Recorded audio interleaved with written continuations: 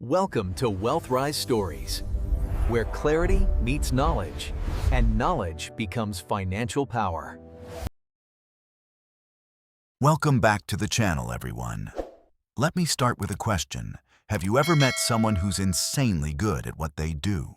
I'm talking world-class talent, the kind of person who can debug code in their sleep, create brilliant marketing strategies on the fly, or design engineering solutions nobody else can even imagine. They're the rock stars of their field.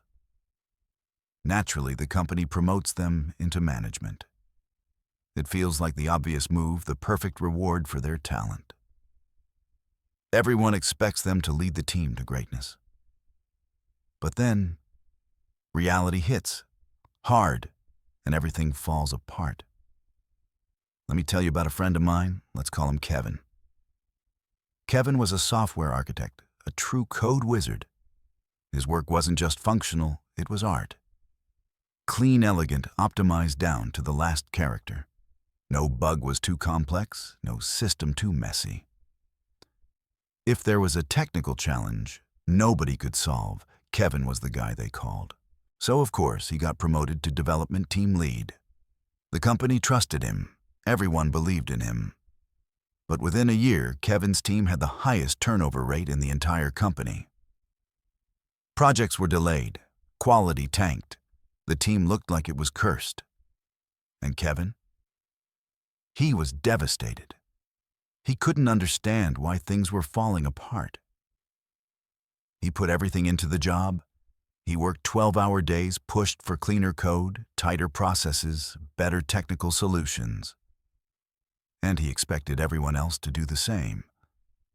When team members said they were overwhelmed or burned out, he saw it as a lack of commitment, as emotional weakness. He didn't realize that a 3-hour meeting where he talked non-stop about architecture and long-term vision wasn't leadership. It was exhausting. He didn't realize that constantly rewriting his team's code, even if it was more optimal, was destroying their confidence and motivation. Every time someone gave feedback, he dismissed it as not logical or inefficient. And when a top-performing engineer quit, Kevin honestly believed it was because that person couldn't keep up. He didn't see the exhaustion, the disengagement, the frustration growing inside his team. All Kevin saw were the numbers, missed deadlines, falling productivity, a team he felt was slower and weaker than he was. Kevin's story isn't rare. In fact, it highlights one of the biggest paradoxes in the modern workplace. Why do the smartest, most talented experts often become the worst managers? It sounds shocking, right? But it happens everywhere. Corporations, startups, nonprofits, even schools. We assume that brilliant technical skills and sharp logic automatically make someone a great leader. We assume that management is just a collection of tools, frameworks, and procedures. But management is not about processes, charts, or dashboards. At its core, management is about people. It's about understanding motivations, fears, insecurities, hopes, the things people don't say out loud. It's about listening, empathizing, and empowering others. It's about unlocking potential, not imposing your brilliance onto everyone else. And this is where the classic leadership book, The Psychology of Management by Ernest Dale, comes in. It's not just a book. It's a mirror one that reflects the hidden pitfalls the smartest leaders fall into. Not because they lack intelligence, but because they lack psychological awareness. In today's video, we'll unpack the deep psychological reasons behind this leadership tragedy. The subconscious biases even geniuses fall victim to. How pressure, ego, perfectionism, and logic can sabotage leadership. And most importantly, how to transform these blind spots into powerful leadership advantages, so you can go from being the brilliant technical expert to the kind of leader people want to follow, the kind who inspires, empowers, and builds lasting success. Let's dive into the fascinating, complicated, and incredibly important world of the psychology of management. Welcome to WealthRise Stories, where we don't just read books, we live with them. Today, I want to begin an adventure with you, a journey that I believe will touch the hearts and minds of so many of us, especially those who are stepping into or preparing to step into the world of management and leadership.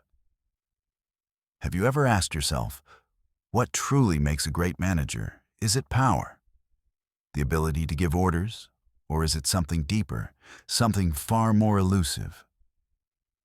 Or maybe you're in a position where others call you the boss, yet deep down you feel like you're still scrambling to find your voice, searching for a way not just to manage tasks, but to lead people. I understand that feeling better than anyone, because I've been there myself. Let me tell you my story. Not too long ago, I was a textbook example of a boss, the traditional kind, and honestly, the outdated kind. I believed my job was to control everything, to issue clear directives, to make sure everyone did exactly what I said. I thought that was the only path to efficiency.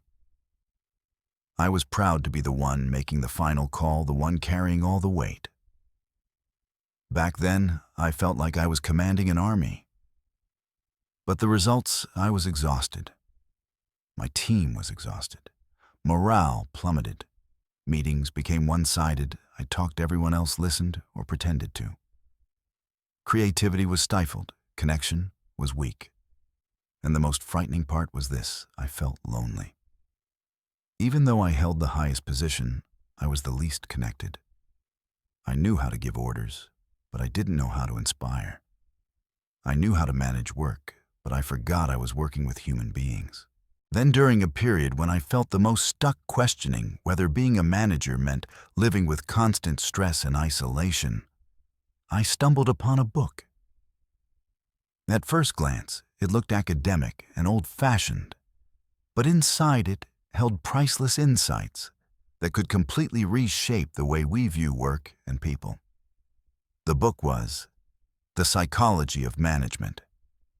Did you know it was written by an extraordinary woman named Lillian Moller Gilbreth, an American industrial psychologist and engineer, a true pioneer in productivity and organizational psychology? What's astonishing is that this book was written in the early 20th century. Yet the principles she presented remain strikingly relevant, perhaps even more important in today's modern workplace. Gilbreth didn't just study processes. She looked deeply at the people behind the processes. She asked, what truly motivates a person?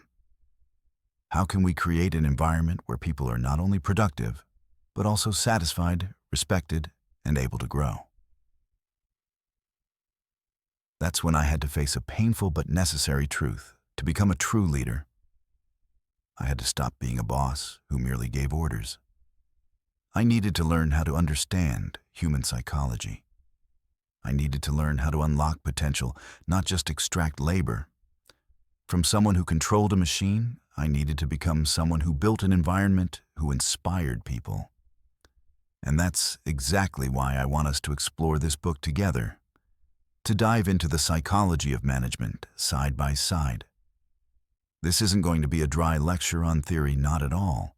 This is going to be an intimate conversation where I share what I've learned and my personal reflections on the journey from being an authoritarian boss to becoming a more human-centered leader. I believe that each of us, no matter our role, whether you're a senior manager, the leader of a small team, or even a member seeking to work better with your colleagues, can find something valuable here. Together, we'll break down the core principles of psychology in management.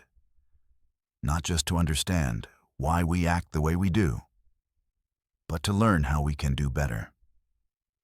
In the upcoming sections of this video, we will dive into the foundational psychological principles Gilbreth introduced and see how they apply in modern workplaces.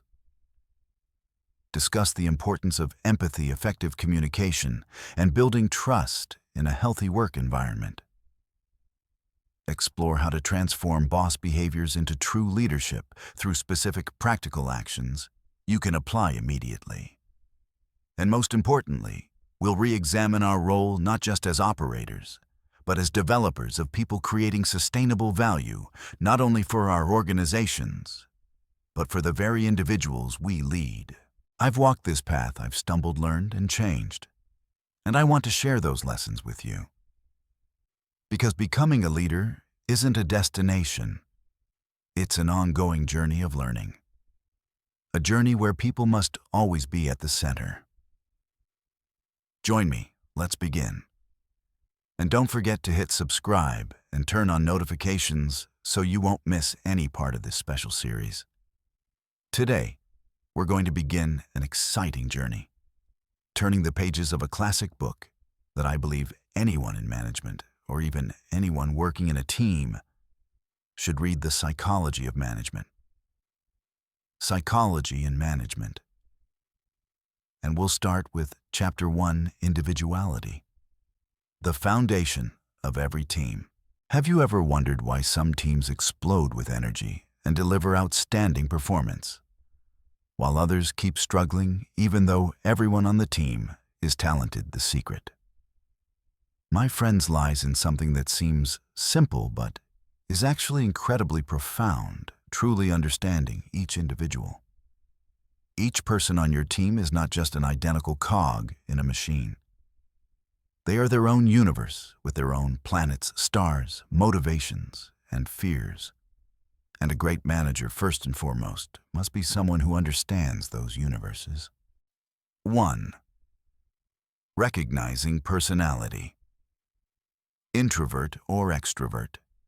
How do they recharge? Let's start with the most obvious truth: no two people are the same. In psychology, one of the most basic ways to understand people is through personality, and the two most well-known ends of the spectrum we often hear about are introverts and extroverts. But what really matters here is not labeling them, it's understanding how they recharge and interact with the world. An extrovert might recharge by jumping into loud brainstorming sessions, engaging in heated debates, or working in an open space full of people. They draw energy from social interaction, from ideas being thrown around and picked up constantly. On the other hand, an introvert needs quiet alone time to focus, think deeply, and restore their energy. They may feel drained after a long day of intense social interaction and need solitude to regain balance. Just imagine this: you have an introverted team member, but you keep assigning them to projects that require constant public speaking, making them attend every unnecessary networking meeting, or forcing them to work in a noisy, chaotic environment. What's going to happen? Chances are they'll feel stressed, their performance will drop, and over time, they'll lose motivation. Meanwhile, if you give them tasks that require attention to detail, deep analysis writing, or allow them a private space to work, you'll be amazed at how brightly they can shine. Personally, after years of working and observing, I've seen this very clearly. There was a time when I thought a quiet colleague was unenthusiastic and not very engaged, until I realized he was a classic introvert. He didn't show his passion through small talk or casual conversations, but through the quality of his work, his intense focus, and his deep analysis. When I gave him projects that required precision and allowed him to work independently, he delivered results that far exceeded my expectations. 2. Intrinsic and extrinsic motivation, the guiding compass. Beyond personality, what drives each person to act? This is where we need to dig into the concept of motivation and distinguish between intrinsic motivation and extrinsic motivation. Intrinsic motivation comes from within. It's the satisfaction of learning something new, the joy of completing a challenging task, the feeling of contributing real value, or simply the love for the work itself. When someone is driven by intrinsic motivation, they work because of the work itself, because of the growth and meaning it brings them.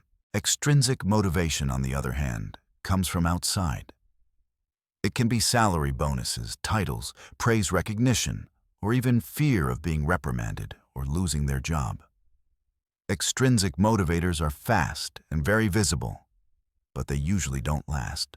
You can give an employee a raise and they'll be happy for a while. But if the work doesn't feel meaningful, doesn't offer growth, and doesn't spark any inner excitement one day, they'll leave no matter how high the salary is. And sometimes, over-rewarding someone for something that used to be a source of pure joy can actually reduce their original intrinsic motivation. A great manager doesn't just know how to pay fairly, they know how to ignite intrinsic motivation. That requires listening, observing, and finding out what truly makes each team member light up. Do they want to learn a new skill? Are they craving the chance to lead an important project? Are they looking for recognition for their quiet behind-the-scenes contributions? Understanding. This is the key to retaining talent and inspiring long-term commitment. 3. Assigning the right work to the right person. Turning weaknesses into strengths. Once you understand each member's personality and motivation, what's the next step? It's assigning the right work to the right person at the right time. This isn't just an art, it's also a science. Think of each person on your team as a different instrument in a symphony orchestra. Each instrument has its own tone role and way of being played. A brilliant violinist can't necessarily play trumpet at an excellent level, and vice versa. The conductor's job is to arrange things so that each instrument plays in the right place at the right moment on the right notes to create a beautiful symphony. Similarly, assigning tasks based on strengths, interests, and even the areas where people want to grow doesn't just boost performance. It also nurtures intrinsic motivation. When someone gets to do work they're good at and enjoy, they'll pour themselves into it with passion and a higher sense of responsibility. And the quality of their output will be much better. They won't see it as just another task, but as an opportunity to express themselves, to learn and to grow. How do you discover their strengths and interests? There's no better way than to talk, listen, and observe. Create opportunities for them to share what excites them, what they feel they're best at, and what they'd like to try. Sometimes a simple coffee chat, a relaxed conversation can open unexpected doors into the potential of a team member you never fully saw before. I always try to make time to listen and understand what my colleagues truly want, where they really excel, and sometimes weaknesses that seemed built in can fade away when they're finally working in the area that fits them best. 4. The cost of one-size-fits-all management. One pair of shoes doesn't fit everyone. On the flip side, what happens when we apply a one-size-fits-all management template to everyone and ignore their unique individuality? It's like trying to make everyone wear the same size shoe, whether their feet are big or small, wide or narrow. Some people will feel uncomfortable, some will feel pain, and some simply won't be able to walk. The consequences of using a one-size-fits-all management approach can be serious. Apathy and disengagement. When people feel they're not seen as individuals and their abilities aren't recognized correctly, they gradually lose enthusiasm and become indifferent to their work and shared goals. Low performance. Forcing someone to do work that doesn't fit their personality, skills, or motivation will lead to poor quality, more mistakes, and lower productivity. Burnout and stress. Having to constantly play a role that isn't true to themselves or doing tasks that are a bad fit will make employees feel stressed under pressure and more prone to burnout. High turnover. In the end, when people can't find meaning, don't feel valued, and don't see opportunities to grow, talented employees will leave. They'll leave behind a big gap along with significant recruiting and training costs for the organization. You'll lose great talent simply because you didn't see their unique value. A team where people feel misunderstood and forced into roles that don't fit them will eventually fall apart. A team that lacks diversity in individuality or fails to harness it properly we'll be a team that lacks vitality. That's why the core message of Chapter 1 is crystal clear. Individuality is not something to be ignored. It is the solid foundation for building a strong, resilient, and high-performing team. Invest the time to truly see each person on your team, not just through their title or role. Listen to what they say, and also to what they don't say. Understand which motivations are driving them forward and which fears are holding them back. When you do that, you're not just managing a team, you're building a connected, passionate, and effective collective where each person gets to be themselves and shine in their own way. At Chapter 2, we'll dive deeper into how to build trust and transparency within the team, a crucial factor that allows individuals to open up and show who they truly are. Thank you for listening. Don't forget to like, share, and subscribe so you don't miss the valuable content coming next. Welcome back to our channel, and welcome to Chapter 2 of the series, Decoding the Book, The Psychology of Management. If in the previous chapter we laid the foundation for the importance of psychology in management, then today we're going to dive into a concept that has quite literally changed the way I see both my work and my life mindset. You know, we often think a person's ability is something fixed like a rock. You're born with it, and that's just how it is, hardly changeable. We have a tendency to label ourselves and others, he's good with tech, she's not cut out for sales, or I'm just not leadership material. But is that really true? Or is it just a mental rut that's holding back the huge potential inside each of us and inside our organizations? Today, we're going to explore the power of the growth mindset versus the fixed mindset, especially in the workplace. This is a crucial key that helps us not only break through our own limits, but also become managers and leaders who truly know how to inspire and unlock our team's potential. Let's unlock some hidden potential you may have never even considered. 1. Explaining Carol Dweck's concept of the growth mindset. The concept of a growth mindset isn't brand new, but it was Dr. Carol Dweck, a brilliant psychologist from Stanford University, who distilled it and brought it clearly into the spotlight through her famous book, Mindset: The New Psychology of Success. Her work has truly sparked a revolution in education psychology and even business management. So what exactly are growth mindset and fixed mindset? Imagine this. You have two friends each with a different way of seeing their own abilities. Fixed mindset. These friends believe that their intelligence, talent, and abilities are fixed traits inborn and not really changeable. If you're born smart, you're smart. If you're not good at math, you'll never be good at math.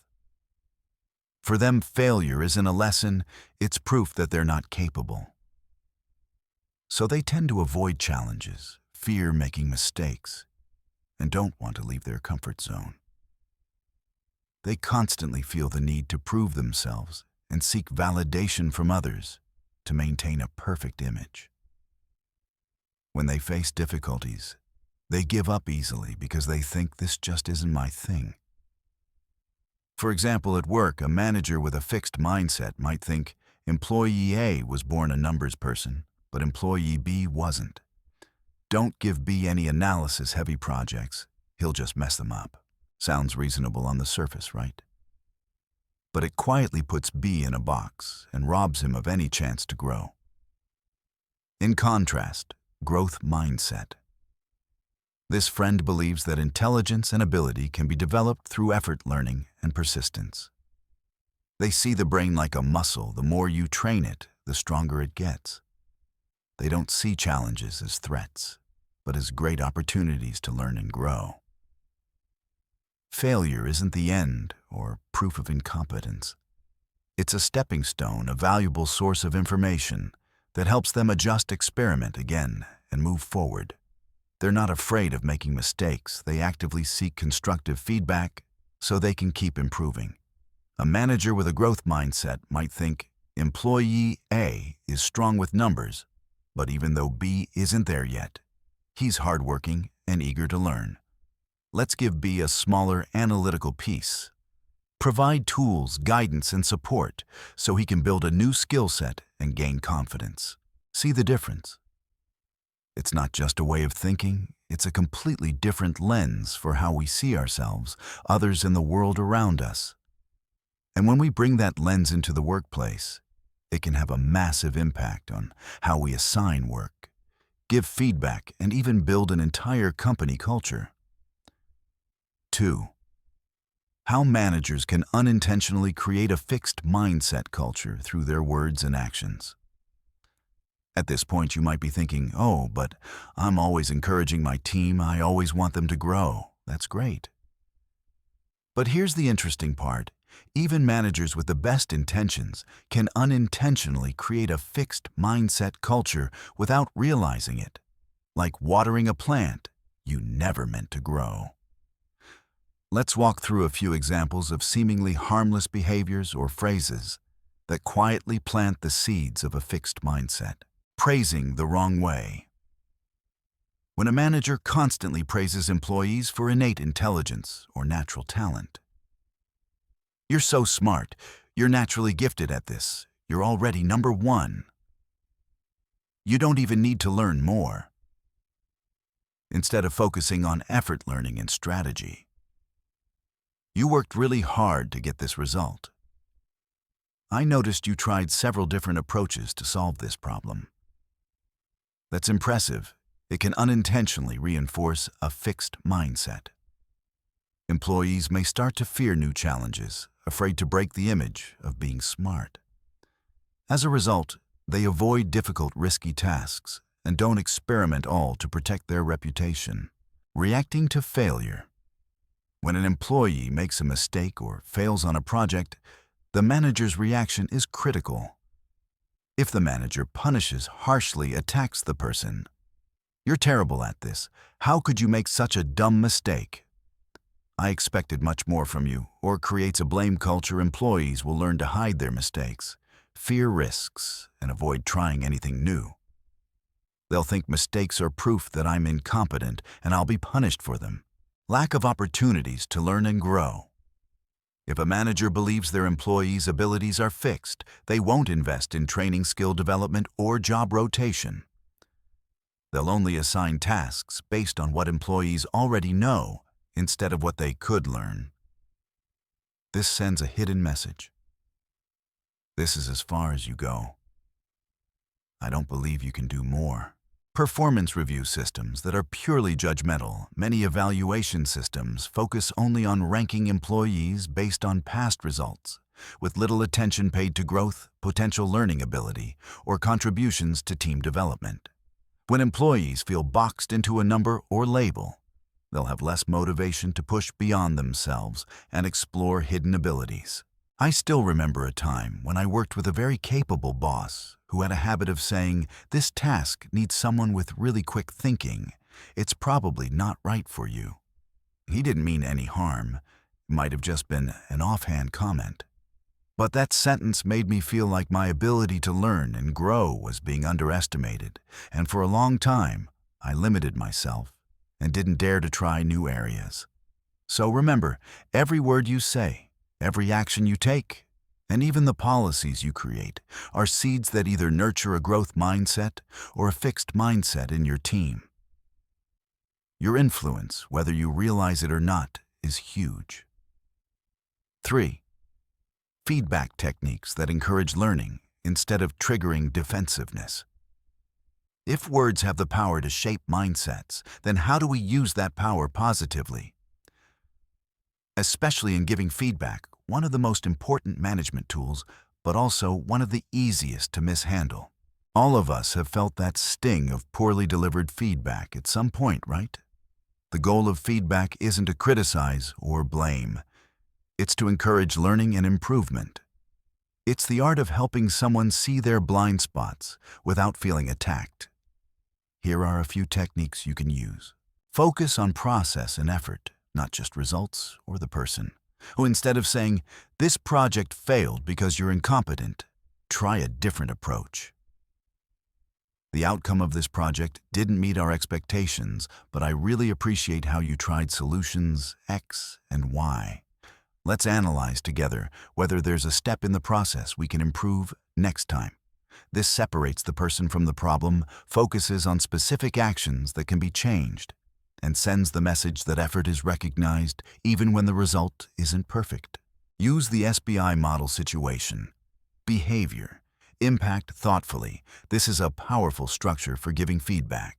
Situation. State the specific time and context so the person can recall it.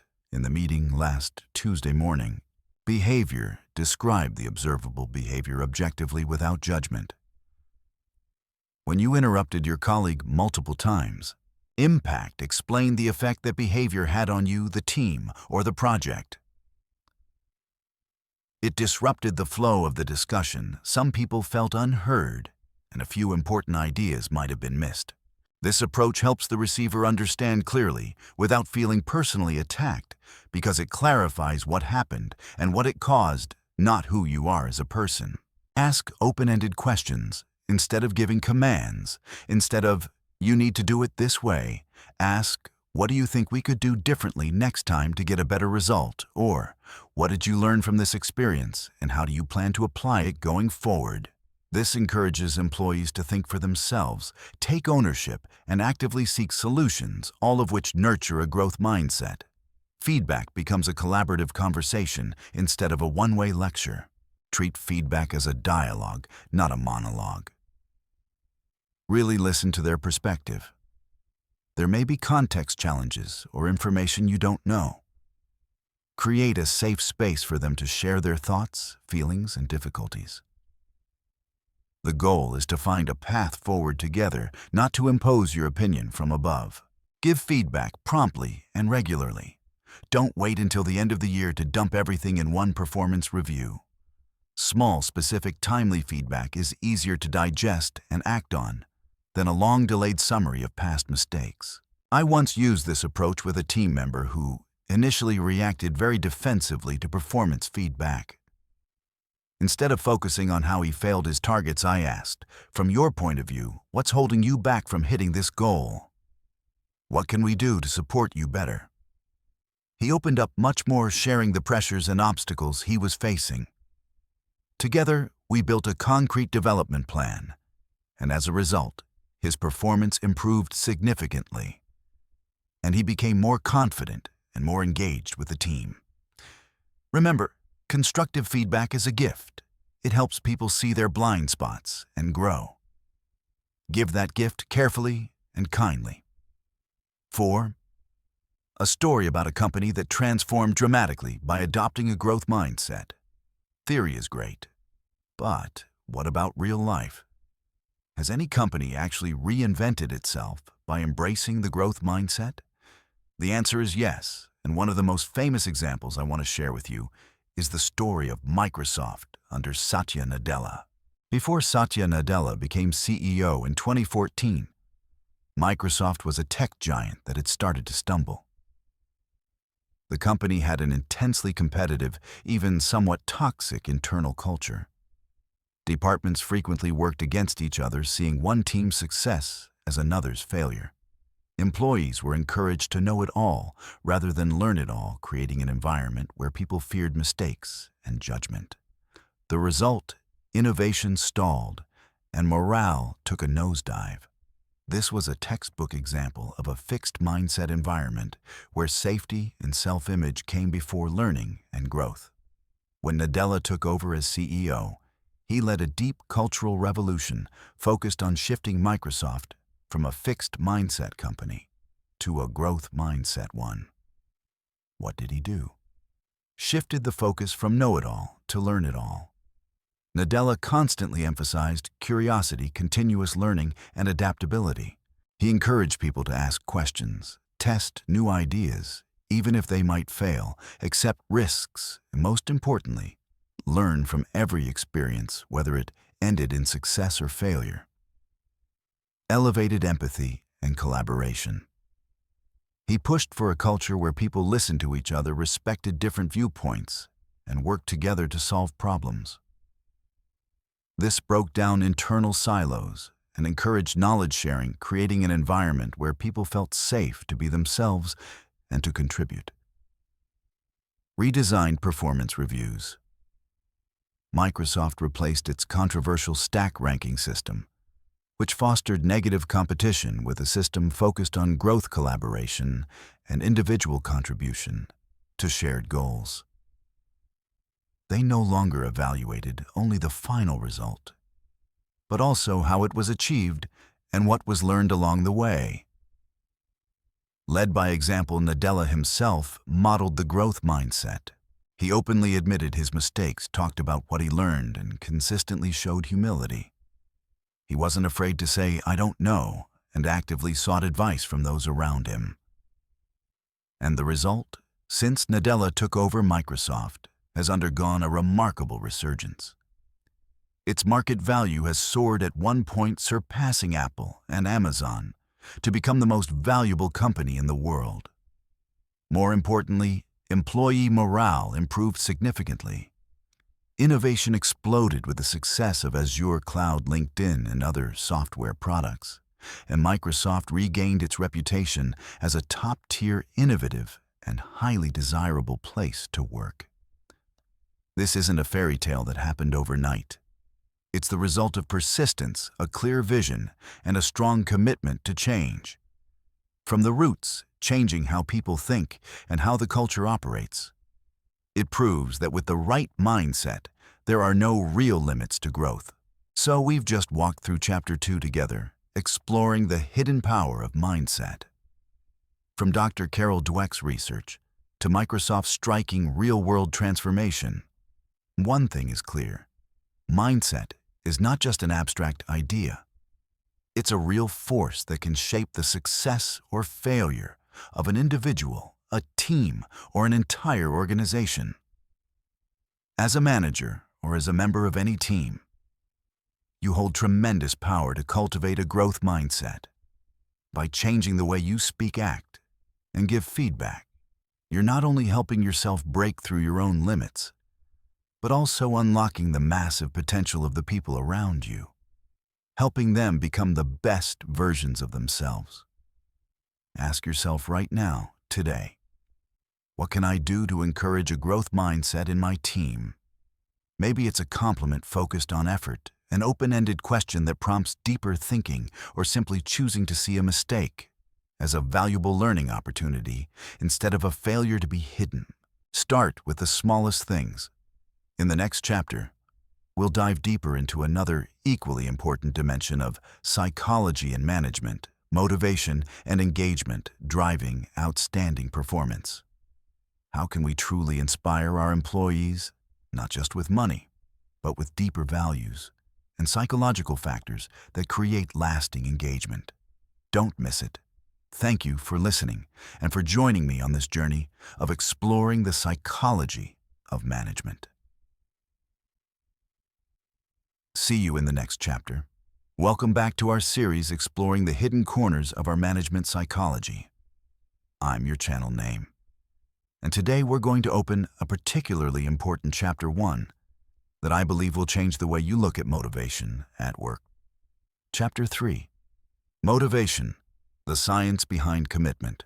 If you've ever thought that as long as you pay a good salary, employees will automatically work hard and stay loyal, then this chapter will be a big wake-up call, helping you look deeper into human psychology. Our goal today is not just to move beyond the idea that salary and bonuses are enough, but to dive into the real psychological drivers, the invisible yet powerful strings that pull people forward: autonomy, competence, and connection. 1. Breaking the myth, money isn't everything. Have you ever heard the phrase, "People go to work for money, what else?" Or maybe you've thought that yourself. I get it. Money is a powerful tool, no doubt about it. It helps us pay the bills, pursue our dreams, and bring safety and comfort. But if we stop there, we miss an entire rich world of intrinsic motivation, the kind of factors that make someone not just work, but contribute, not just show up, but commit. The psychology of management does not deny the importance of money. However, it offers a deeper perspective once basic needs are met. Money becomes more of a maintenance factor than a true motivator. To create real commitment, we have to tap into deeper psychological layers. 2. Self-determination theory. The 3 pillars of intrinsic motivation. And that brings us to one of the most foundational and influential theories in motivation psychology, self-determination theory, SDT, by Edward Deci and Richard Ryan. SDT says that humans have 3 innate basic psychological needs, and satisfying these needs leads to growth, happiness, and sustainable intrinsic motivation. Those 3 pillars are autonomy, competence, and relatedness. Let's break each one down. Autonomy, the feeling of owning your own life. Autonomy doesn't mean doing whatever you want with no rules. It's the feeling that you are the one actively choosing your actions. It's when you feel like you have a voice, that you can decide how to do your work instead of just being a machine following orders. Why it matters. When we have autonomy, we feel more responsible and more internally motivated to do good work because it's our choice.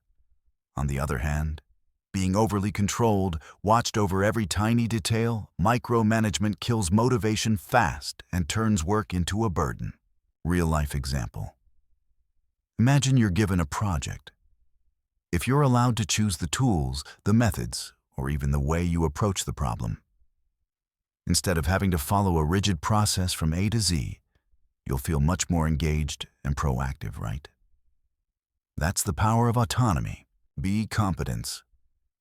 The feeling of being capable and growing. Competence is the need to feel that you're good at something, that you can do it well, and that you're improving. Who among us doesn't love that feeling of doing something well, overcoming a challenge, and learning something new in the process? Why it matters. When we feel competent, we trust ourselves more, we're willing to take on new challenges, and we actively seek opportunities to grow. Recognition from others for our competence also strengthens that belief. Real-life example. Think of an employee who's properly trained, given tasks that match their skills but still stretch them, and then receives constructive feedback to improve. The feeling of I'm leveling up, I'm learning, I'm getting better every day is a massive motivator. In contrast, if someone keeps failing without support or never feels like they are progressing, their motivation will slowly fade. Relatedness, the feeling of belonging and being cared for. Humans are social beings. The need for connection is the desire to belong to a group, to be cared for, accepted, and to have meaningful relationships with others. Why it matters. When we feel connected, we have emotional support, we feel safer, and our work feels more meaningful. A workplace where people respect and help one another builds strong engagement. Real-life example. A team that works well together frequently shares and supports one another, not just in work, but in life. Team-building activities, social gatherings, or simply a manager who genuinely checks in about not just work, but also health and family. All of these nurture relatedness. When all 3 needs are satisfied, employees' intrinsic motivation will ignite, leading to deep commitment, better performance, and higher job satisfaction. 3. Why timely recognition is more valuable than a year-end bonus. Now let's move to a frequently debated topic: recognition versus bonuses. We often assume that the year-end bonus is the ultimate form of recognition. But is it really? Imagine you've just successfully completed a very tough project, staying up late and getting up early to make sure everything is perfect. What do you want most? Probably a sincere compliment, a personal email from your manager, or a bit of recognition in the next team meeting right away. That feeling of being seen and appreciated in the moment is priceless. A year-end bonus, even a big one, usually comes with a time delay. It's given long after the work is done, and is often just a general number not directly tied to any specific action.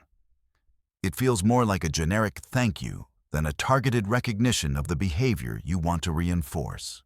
The key here is timing and specificity. Timely, immediate recognition creates a positive feedback loop. It reinforces the desired behavior and encourages employees to repeat it. "Oh, I did this well, and it was recognized. I'll keep doing that." Specific instead of "You did great this year," say, "I was really impressed by how you handled that difficult situation in Project X last month. The way you stayed calm and came up with a creative solution saved us a lot of time and resources." That level of detail shows you truly noticed and valued their effort. Psychological value. Timely recognition gives people the feeling of being appreciated and seen, and it strengthens their sense of competence. It's a powerful emotional boost, something money alone can't always replace. Money and bonuses are still necessary, but they should be seen as part of an overall reward system, not the only tool for motivating and recognizing people. 4. How to grant autonomy without losing control. This is the eternal worry of many managers. If I give them autonomy, everything will fall apart. I get that. Managing doesn't mean letting go completely. Granting autonomy is not about loosening control, it's about changing the type of control. Set clear boundaries and transparent goals. Autonomy works best when employees clearly understand their playing field. Clear goals let them know what needs to be achieved, rather than exactly how to achieve it. When the goal is clearly defined, employees can choose how to get there. Boundaries and rules. Define constraints, available resources, and basic rules that must be followed. It's like letting your child choose what to wear to school, but from a wardrobe you've already curated. B. Build trust and support, not surveillance. Trust is the foundation. Trust has to go both ways. Believe in your employees' abilities. In return, they need to show they're worthy of that trust. The manager's role shifts from being a supervisor to being a coach or supporter. Be ready to help when they run into obstacles, instead of just waiting to catch their mistakes. Focus on the what instead of the how. Let employees decide their methods, tools, or the order in which they tackle tasks within the common goals. Example. Instead of saying, "You must use software X and follow these exact steps," say, "Our goal is to complete Project Y by date Z. What do you think is the best way to achieve that? Please walk me through your plan." D. Create opportunities for choice. Even in roles that seem to offer very little autonomy, you can still find room for small choices. For example, choosing the time of day to complete a task within constraints, choosing whom to collaborate with, or choosing which new skill to learn that's related to their work. 5. Strategies to build a rewards and recognition system that truly matters. For a rewards and recognition system to truly matter, it needs to go beyond money and tap into all 3 pillars of SDT. A timely and specific recognition. As mentioned earlier, recognize good behavior as soon as it happens. Be specific about what you're praising and why it matters. Use different channels, direct praise, personal emails, shout-outs in meetings, group messages. B. Encourage skill development and competence, learning opportunities, provide training courses, workshops, and chances to join challenging projects. Mentorship, coaching connect employees with more experienced people so they can learn and grow. Advancement offer. Clear development paths, not just in title but in skills and responsibilities. C. Nurture connection. Build community. Organize team-building activities, social events, shared lunches. Supportive culture. Encourage people to help each other share knowledge and share experiences. Regular feedback. Create an environment where people feel safe. Giving and receiving feedback, improving both work relationships and performance. Depersonalize recognition. Everyone has a different love language, and everyone has a preferred way of being recognized. Some like public praise, others prefer a quiet thank you in private. Some want a raise, others value extra time off or learning opportunities more. Find out what truly matters to each person. That requires attention and listening from the manager. Tie rewards to the company's core values. When you reward someone, highlight how their actions reflect or contribute to the organization's core values. This not only reinforces good behavior, but also strengthens the company culture. Motivation is not a simple on-off switch we can control with money. It's a complex ecosystem of psychological needs. When we understand and nurture the needs for autonomy, competence, and relatedness, we don't just create a high-performing team, we build an environment where people feel valued, empowered, and genuinely want to contribute. Remember, money can buy compliance, but it cannot buy commitment. Commitment comes from within, from feeling in control, growing, and belonging. Thank you for listening. Take some time to reflect on what we've discussed today and try applying it to your own workplace. I believe you'll start to see positive changes. Don't forget to like and share this video if you found it helpful, and subscribe to the channel so you don't miss the upcoming chapters in our journey through the psychology of management. Welcome to our channel. I hope you're having a productive day, and more importantly, a day that feels full.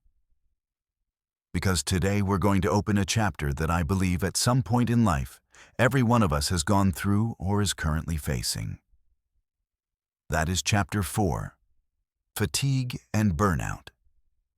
The silent enemy of productivity in our journey through the invaluable book, The Psychology of Management. Have you ever felt like you're working non-stop, pouring in all your effort, but the results still aren't what you hoped for?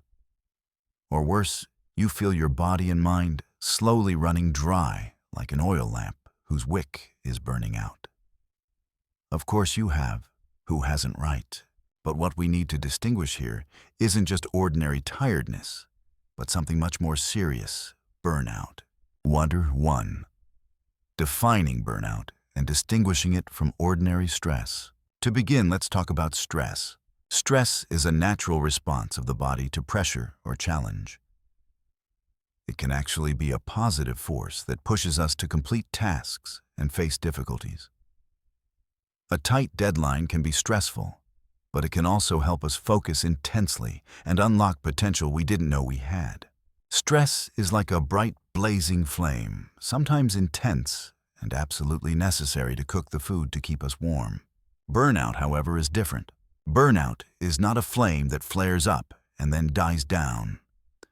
Burnout is like the ashes that are slowly cooling, lifeless, with no energy left. It doesn't show up suddenly. It's the result of a long, drawn-out process of chronic, unresolved stress. Psychologists define burnout with 3 main components. Emotional exhaustion. This is the feeling of being completely drained, physically and mentally. You feel like you have no energy left to do anything, even the smallest tasks. It's as if your internal power source has been completely drained. Cynicism, a depersonalization. You start to feel detached from your work, your colleagues, and even from yourself. You become irritable, pessimistic, and lose the interest and enthusiasm you once had. Work turns into a meaningless burden, and you begin to see everything through a negative, apathetic lens. Reduced personal accomplishment. No matter how hard you try, you still feel like you're not achieving anything, like your abilities have declined. This leads to insecurity, shame, and a sense of failure, which slowly erodes your motivation and self-esteem. You see, stress might make you feel pressure for a short period, but burnout wears you down from the inside and makes you lose yourself. That's when we don't just need a vacation, we may need a much deeper change. 2. The role of managers in causing or preventing burnout. One interesting point that the psychology of management emphasizes is this: burnout is not always purely an individual problem. Very often, it's a systemic issue, and managers play a crucial role. They can be either a major cause or a powerful shield. Let's be honest with each other. How many times have we heard stories about bosses who constantly demand overtime, assign unrealistic workloads, or create a culture of unhealthy competition and pressure? These management behaviors, even if they come from good intentions, wanting higher productivity, wanting the team to grow, can unintentionally push employees to the edge of burnout. A manager can contribute to burnout when they set unrealistic expectations, constantly pushing deadlines, increasing workload without considering the team's capacity or resources. Provide little support or recognition, employees feel their efforts go unnoticed and they don't get help when they need it. Create constant pressure. Encouraging a 24/7 work culture, not allowing people to disconnect from work, or overvaluing time in the chair instead of actual results. Communicate poorly. Unclear goals, lack of listening, and poor feedback lead to confusion and ongoing tension.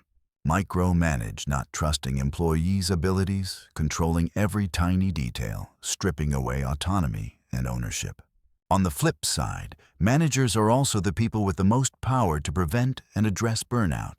They're not just the boss, they are the environment shapers. A good manager can become a silent hero by recognizing early warning signs, noticing changes in behavior and attitude fatigue, irritability, declining performance, listening and empathizing, creating opportunities for employees to share their struggles and concerns, reassessing workload, distributing tasks, realistically taking each person's capacity into account, providing resources and support, ensuring employees have the tools, time, and help they need to get the job done, encouraging work-life balance, setting clear boundaries between work time and rest. Remember, a burnt-out team will never be a high-performing team. Investing in employees' mental health is not a cost, it's a sustainable high-return investment. 3. Practical strategies encouraging rest and managing workload realistically. So what can we actually do? The book suggests 2 core strategies that seem simple but are incredibly powerful. A. Genuinely encouraging rest. Sounds obvious, right? But rest here is not just about allowing people their annual vacation days. It goes much deeper. Normalize rest. Managers need to create a culture where rest is not seen as laziness or lack of commitment.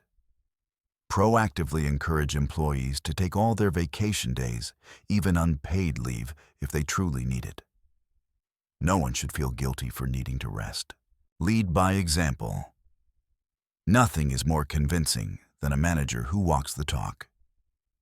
If you're the boss and you work 12 hours a day, reply to emails at midnight, your team will quietly assume that's what's expected. Allow yourself to rest, disconnect, and show that visibly to your team. Make room for micro breaks. Encourage people to stand up, walk around, drink water, or simply look away from the screen for a few minutes every hour. These small breaks can help reset energy and improve focus. Rest means rest. When employees are on vacation, make sure they actually get to be on vacation. Don't keep calling, emailing, or pinging them for work. Let them fully recharge so they can come back at their best. You know, I once had a boss who, every time he was on vacation, set an auto reply that said, "I've received your email and will respond when I'm back in the office. I am currently on leave and will not be checking email. Have a great day." That created a very clear boundary and made everyone feel safe about taking their own time off. B. Managing workload realistically. This is one of the leading causes of burnout and one of the toughest challenges for many organizations. Assess the team's real capacity. Before assigning tasks, managers need a realistic view of each person's skills, time, and bandwidth. Don't just look at hours available. Look at the actual complexity and pressure of the work. Prioritize clearly. Not everything is equally important. Managers should help the team prioritize tasks and distinguish between what must be done now and what can wait. Sometimes saying no to a new project or delaying a non-urgent task is the best move for long-term productivity. Distribute work fairly. Avoid situations where a few people are overloaded while others have very little to do. That not only leads to burnout, but also creates frustration and resentment within the team. Allow flexibility. Where possible, give employees autonomy in how they get the work done. This helps them manage their time better and increases their sense of ownership and responsibility. Check in and adjust regularly. Work isn't a straight line. Have regular conversations about workload. Listen when employees say they're overwhelmed and be willing to adjust when needed. This is not about arbitrarily cutting work. It's about making sure tasks are allocated intelligently and sustainably so people can perform at their best without sacrificing their health and mental well-being. 4.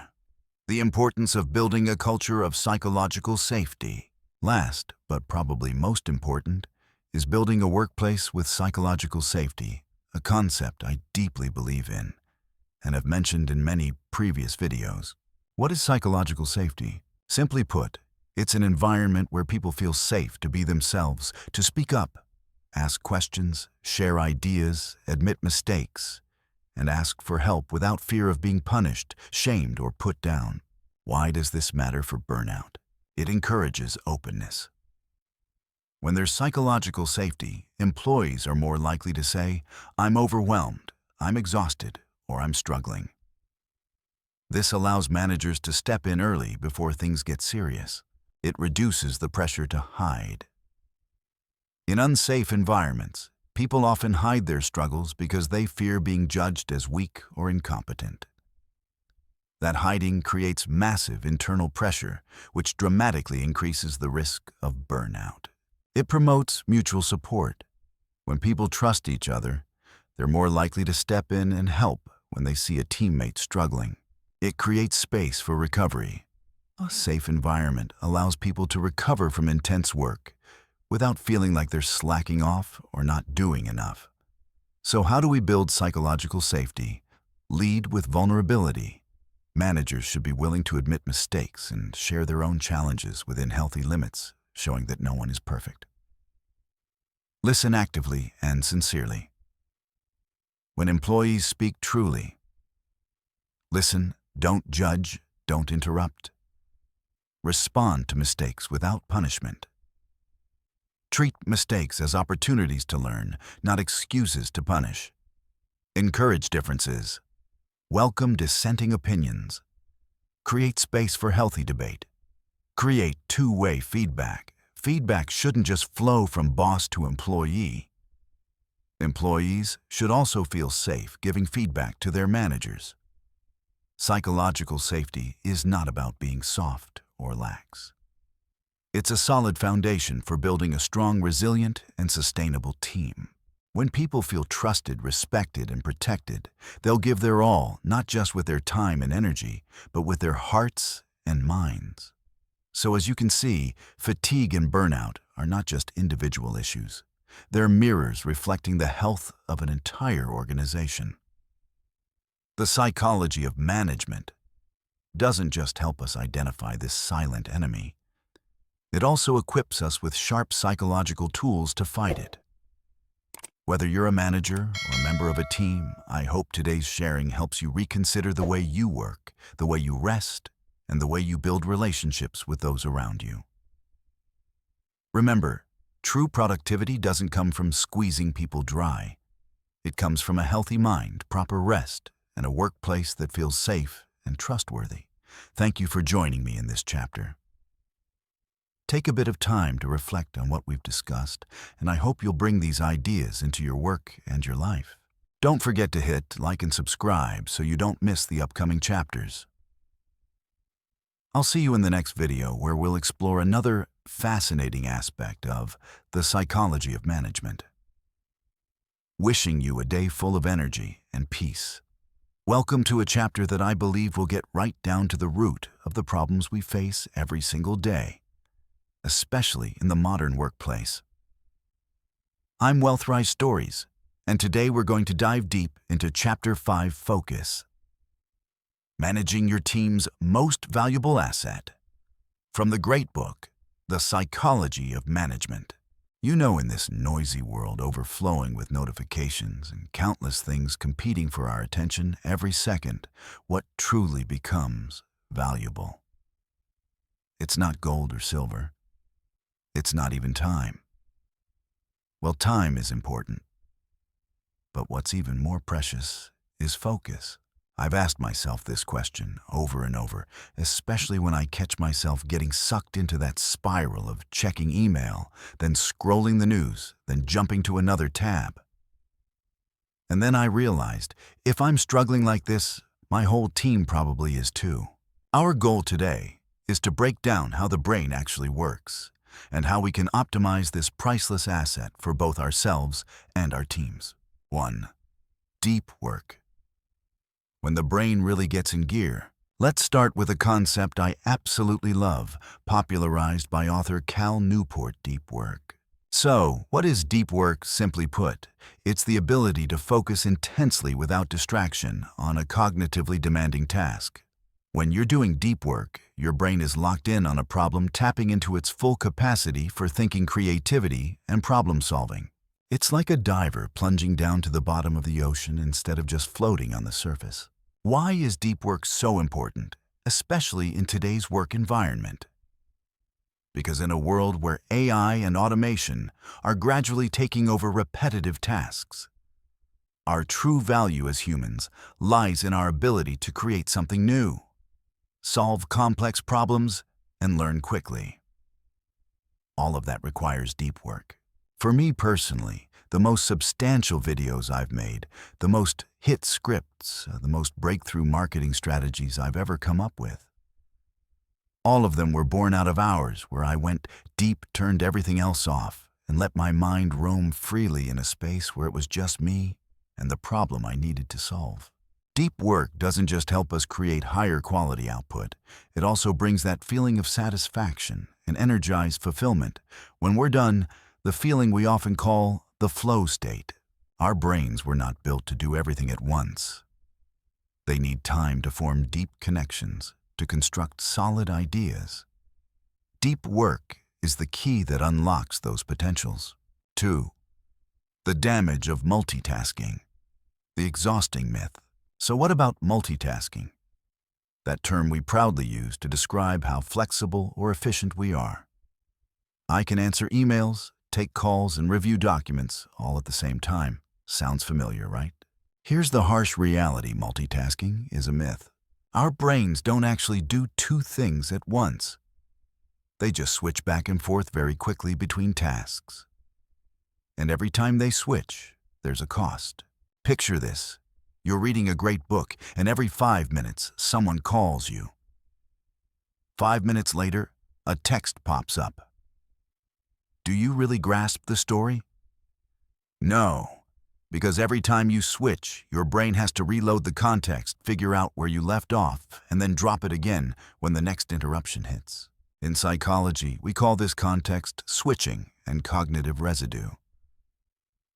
Every time you jump from email to a report to a Slack message, a piece of your attention is still stuck on the previous task. Even though you've technically started the new task, your brain is still processing leftovers from the last one. What does that lead to? Lower work quality. You make more mistakes and your decisions get worse. More time spent overall. It sounds backwards, but constant switching actually makes it take longer to finish each individual task. Exhaustion and stress. Your brain is always on, constantly adjusting and reloading, which leads to mental fatigue, stress, and even burnout. I've been a victim of multitasking myself. I felt like I was being super productive, but at the end of the day, I was wiped out. And when I looked back, nothing was truly finished in a satisfying way. It's a toxic little loop. 3. Designing workflows that protect focus. So how do we break out of that loop and create an environment where focus is truly prioritized? To do that, we need to redesign the way we work, not just for individuals, but for the whole team. For individuals, Time blocking. This is the technique I use the most. Schedule dedicated blocks of deep work into your day or week. Treat them like non-negotiable meetings with yourself. Create a distraction-free environment. Turn off notifications on your phone. Close unrelated tabs on your computer. If possible, find a quiet place to work or use noise-canceling headphones. One task at a time rule. Don't have 10 windows open just in case. Don't answer emails while you're writing a report. Finish one thing, then move on to the next. B. For teams and organizations. Effective meeting rules. One of the biggest enemies of focus, unnecessary or poorly run meetings. Set a clear agenda and send it out beforehand. Only invite people who truly need to be there. Limit meeting time and stick to it. Ask yourself, could this be an email or a Slack message instead? Implement no meeting days. This is an incredibly effective strategy that many tech companies already use. Reserve 1 or 2 days a week where there are no meetings, so the entire team can fully sink into their work without interruptions. You'll be amazed at how much productivity jumps. Set clear communication channels. Define when to use email. Non-urgent needs to be stored. When to use Slack, Teams, quick discussions, questions, and when a live meeting is truly needed. Big decisions brainstorming. Create focus zones. If you can design quiet areas in the office where people can go when they need to do deep work, no interruptions allowed. And most importantly, build a culture where protecting focus is not just allowed, but actively encouraged. Allow team members to decline meetings that aren't relevant, or to block out time for their deep work without feeling guilty. 4. The role of managers architects of a focus-first culture. If you're a manager, team lead, or in any leadership role, your part in this is crucial, even decisive. You don't just manage tasks. You manage people, and that includes their mental state and energy. A. Leading by example with focused habits. Ask yourself, are you leading by example? If you're the one sending emails at midnight, replying to messages instantly at all hours, or scheduling back-to-back meetings all day, your team will take that as the norm. Show them that you value your own focused time too. Block your calendar for deep work. Turn off notifications when you need to. Let yourself disappear from chat channels during certain windows so you can get important work done. And let your team see that this is okay. B. Protecting your team's focus. Managers need to be the gatekeepers of their team's focus. That means limiting external interruptions. Shield your team from unnecessary requests or last-minute meetings from other departments. Setting clear expectations. Let your team know you expect them to have deep work time and that you don't expect instant replies to every message. Establish reasonable response time norms. Providing tools and resources. Make sure your team has what they need. Noise-canceling headphones, good project management tools, quiet spaces, whatever. Supports deep work. Empowering employees. Give them permission to say no to meetings that don't matter to their priorities or that disrupt critical deep work time. Create an environment where they can do that without fear of being judged. When you as a manager demonstrate that you truly value deep work and focus, you build a culture where everyone feels empowered to work at their best, more effectively, more creatively, and with less stress. That's not just good for productivity, it's good for mental health and team cohesion. Focus, as you can see, isn't just another buzzword. It's a superpower. It's a skill we can learn, and it's a precious asset that we need to manage wisely. In a world full of distractions, the person who masters their focus will master their results, and more importantly, master their own life and the direction of their team. I hope these insights have given you some fresh perspectives and practical tools to start building a more focus-driven workspace. Try out some of these ideas, observe the changes, and please share your experiences in the comments. I'd love to hear your stories. I'll see you in the next chapter where we'll explore another fascinating aspect of the psychology of management. Don't forget to hit like and share this video if you found it helpful, and subscribe so you don't miss any episodes. Goodbye for now, and I wish you a day of deep, focused work. Welcome back to the channel and to our journey of exploring the psychology of management together. If in the previous chapters we dug deep into understanding people from intrinsic motivation to how they interact within a group, then today we're stepping into an area that seems small but carries enormous creative power: habits. In the psychology of management, Chapter 6 has a brilliant title: Habits, Building Culture from Small Actions. Sounds simple, right? But think about it. Have you ever wondered why some teams work together so seamlessly, while others stay stuck in a loop of stagnation and conflict? The answer often lies in the invisible, the threads you can't see with the naked eye. And those threads are their habit systems. The goal of this chapter, and also what we're going to break down today, is to clarify how individual and collective habits shape organizational culture. And more importantly, the pivotal role of managers in intentionally building those positive habits. Part 1. The habit loop. The invisible engine of behavior. Have you ever wondered why every morning you instinctively check your phone the moment you wake up, or why you always make a cup of coffee before starting work? Or at work, why some people's first reaction to a problem is to blame someone else, while others immediately start looking for solutions? It all revolves around a powerful psychological model that Charles Duhigg calls the habit loop. It's simple, but it explains almost all of our automatic behaviors. The loop has 3 parts. 1. Cue. This is the trigger, a signal or event that tells your brain it's time to run a specific behavior.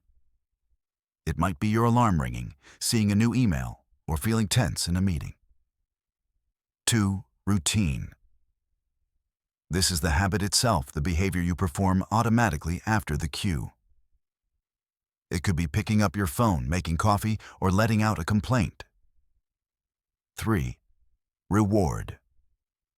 This is why your brain remembers and repeats that habit. The reward brings satisfaction, reduces stress, or helps you achieve something.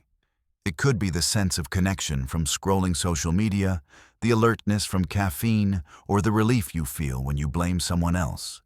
Picture it like this: cue. You see a coworker struggling with a difficult task. Routine. You walk over and offer to help. Reward. The satisfaction of helping someone, their gratitude, and contributing to a positive work environment. On the flip side, cue. A project runs into a problem. Routine. You stay quiet, or worse, you blame another department. Reward. You temporarily avoid personal responsibility and feel a fake sense of safety. As a manager, understanding this loop doesn't just help you control your own behavior. It's the key to crafting positive habits for your entire team. Part 2. Building good habits.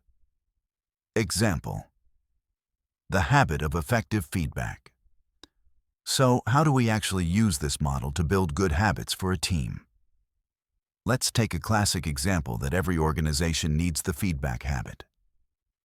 Feedback is the backbone of growth, but it's often ignored or done reluctantly. As a manager, you can proactively design a positive habit loop around it. 1. Set a clear cue. Instead of waiting for some time to give feedback, create explicit triggers. For example, cue 1. At the end of every important meeting, dedicate the last 5 minutes to a quick feedback round. Cue 2. After every completed project, there's always a mandatory retrospective session. Cue 3. Set a fixed time block. Every Friday we have one-on-one sessions for feedback. The key is that the cue must be specific, easy to recognize, and consistent. 2. Build an effective routine. Once the cue happens, your team needs to know exactly what to do.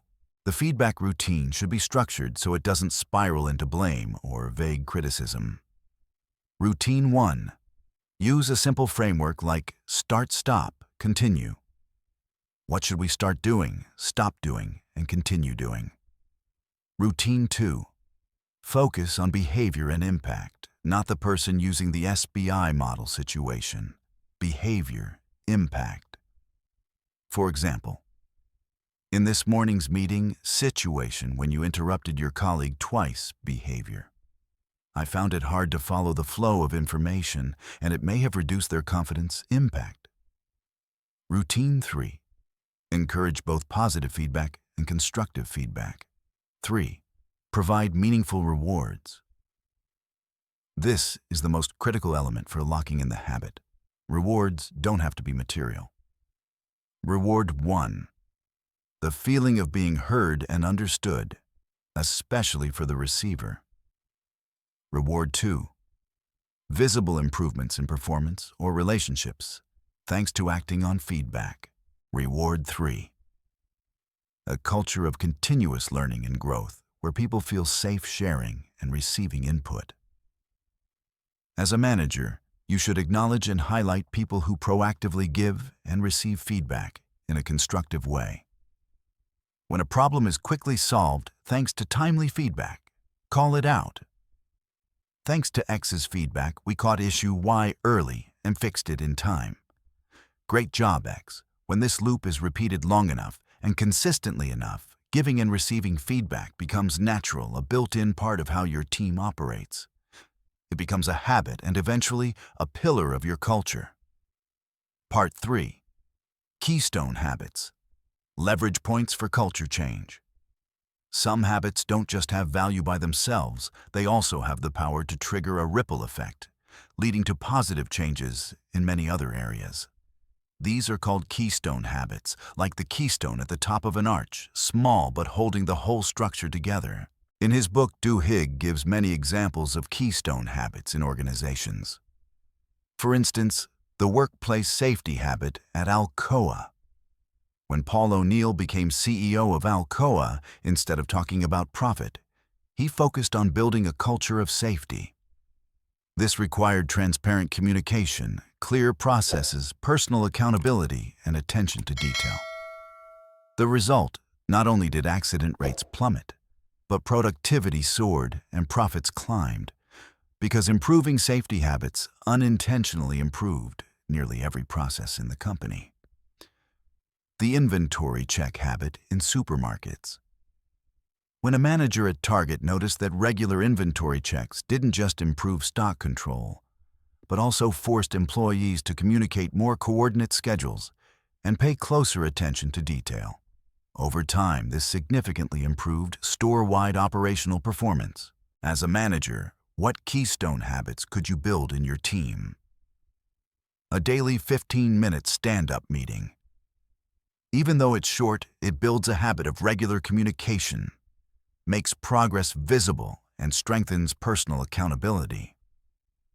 When people know they'll be updating the team each morning, they naturally prepare better. Having lunch together or informal coffee breaks sounds simple. But sharing everyday moments builds relationships, strengthens connection, and encourages informal communication, often breaking down silos between departments. Weekly personal development time. Set aside a fixed time each week for the team to learn a new skill, read industry-related material, or share knowledge. This doesn't just upgrade skills. It reinforces a culture of learning and innovation. The magic of keystone habits is that they create small wins without huge upfront effort. These small wins build confidence, create momentum, and help people believe that change is possible, which then spills over into other areas. Part 4. Breaking bad habits. Transforming negative energy. It's not just about building good habits. A manager's role also includes identifying and breaking the bad habits that are quietly eating away at the organization's culture. This is often the hardest part because negative habits are usually powered by hidden rewards, we don't consciously see. Let's walk through a few common bad habits in organizations and how we can intervene. 1. The blame game cue. A mistake happens or a problem pops up. Routine. People quickly look for someone to blame, an individual or another department. Reward. A temporary sense of safety. It's not my fault, the feeling of being right, or the emotional release of venting frustration. How do we break it? Change the cue. When something goes wrong, instead of asking, "Who did this start with? What happened?" or "How can we prevent this from happening again?" change the routine. Replace blame with solution finding and learning. Host root cause analysis sessions that aren't about punishment, but about improving systems. Encourage people to own their part and work together on fixes. Change the reward. Recognize and praise those who take responsibility and suggest solutions, even when they were part of the mistake. Build an environment where learning from mistakes is seen as a sign of maturity, not weakness. The reward becomes trust, personal growth, team growth, and a culture that doesn't fear failure. 2. Siloed work cue. A complex project that requires cross-functional collaboration. Routine. Each department works in its own box, shares little information, and doesn't proactively coordinate. Reward. A feeling of control over my own work, avoiding the messiness of collaboration, and a sense of, I've done my part within a narrow scope. How do we break it? Change the cue. Create mandatory triggers for collaboration. For example, kick-off meetings that must include representatives from every relevant department. Shared progress reports instead of separate departmental updates. Change the routine. Set up clear cross-functional workflows. Use shared project management tools where everyone can see overall progress and responsibilities. Organize cross-talk sessions or short-term job rotations so people understand each other's work better. Change the reward. Recognize and celebrate successes that were achieved because of effective collaboration. Create shared goals at the project level, not just per department. The reward becomes the satisfaction of achieving bigger results, recognition across the organization, and stronger working relationships. As a manager, you can't just say, "Stop blaming each other" or "Start collaborating more." You have to be the one designing new habit loops by changing cues, introducing alternative routines, and offering better rewards. It's a patient process, but the payoff is a powerful shift in organizational culture. Building culture is not a one-time event. It's a continuous process woven from countless small daily habits, both individual and collective. As a manager, a cultural architect, your job is to understand the power of habits, consciously design and reinforce good ones, and firmly remove the harmful ones. Remember, start small. One keystone habit can trigger a domino effect. Consistency is key. Habits only form when actions are repeated regularly. Be patient and flexible. Changing habits is a long journey that requires patience and a willingness to adjust. You are the role model. Your personal habits, how you respond to cues, and what rewards you seek are the mirror your team looks into. The journey of building a strong, effective, and inspiring culture starts with recognizing, creating, and changing the seemingly smallest habits. And as a manager, you hold the power to make that happen. What do you think about the role of habits in shaping your work culture? Have you noticed any good or bad habits in your organization? Share your thoughts and experiences in the comments. I'd love to hear your stories. If you found this helpful, don't forget to like the video, share it with your colleagues and friends, and subscribe so you don't miss the upcoming chapters in this Psychology of Management series. I'll see you in the next chapter, where we'll explore another fascinating aspect of psychology in management. Welcome back to our series on the psychology of management. Hello everyone, and welcome back to a new promising chapter. where we'll unpack one of the most powerful aspects of leadership persuasion and influence. Today, we're not going to talk about leading through titles or rigid authority, but about leading without formal power, a subtle and ethical art grounded in deep principles of social psychology. This is Chapter 7, Leading Without Authority. In my own working journey, I've realized something: the power that comes from a job title only takes you so far. It can get people to comply, but it rarely creates true commitment, genuine enthusiasm, or spirit of innovation. To truly lead, to inspire, and to create real change, we need something far more powerful: the ability to influence. So how do we influence ethically? Not by manipulating, but by creating genuine alignment and cooperation.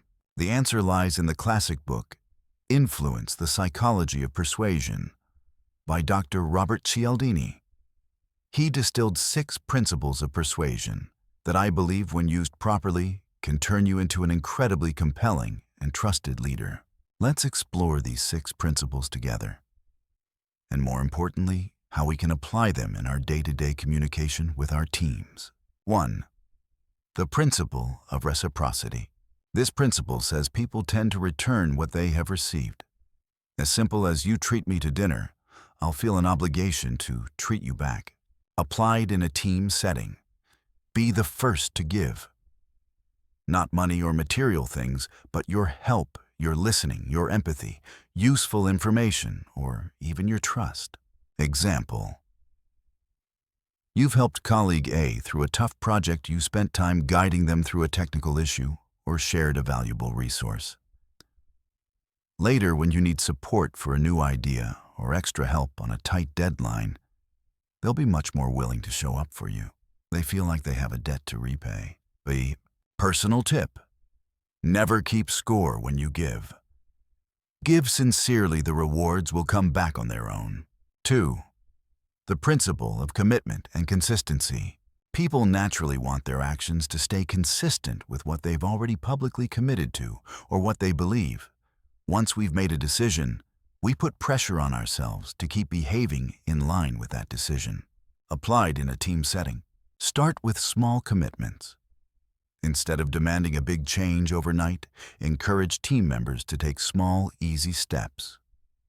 Once they succeed with those, they're more likely to commit to bigger changes. Encourage public commitments.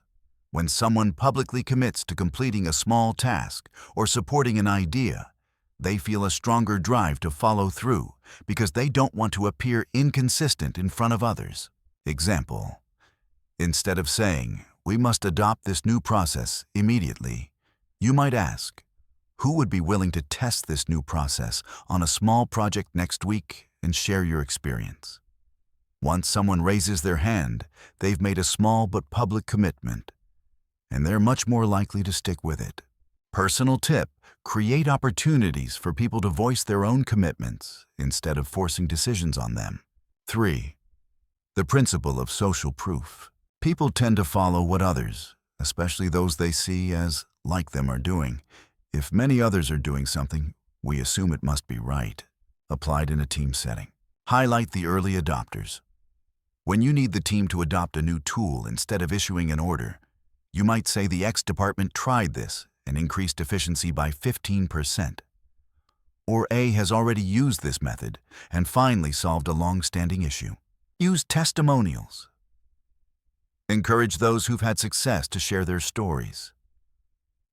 Let's hear B share how they overcame this challenge. Example: let's say you want the team to start using a new project management tool. Rather than just talking about benefits, invite a few team members who've tested it, maybe in a side project or individually, to share their positive experiences.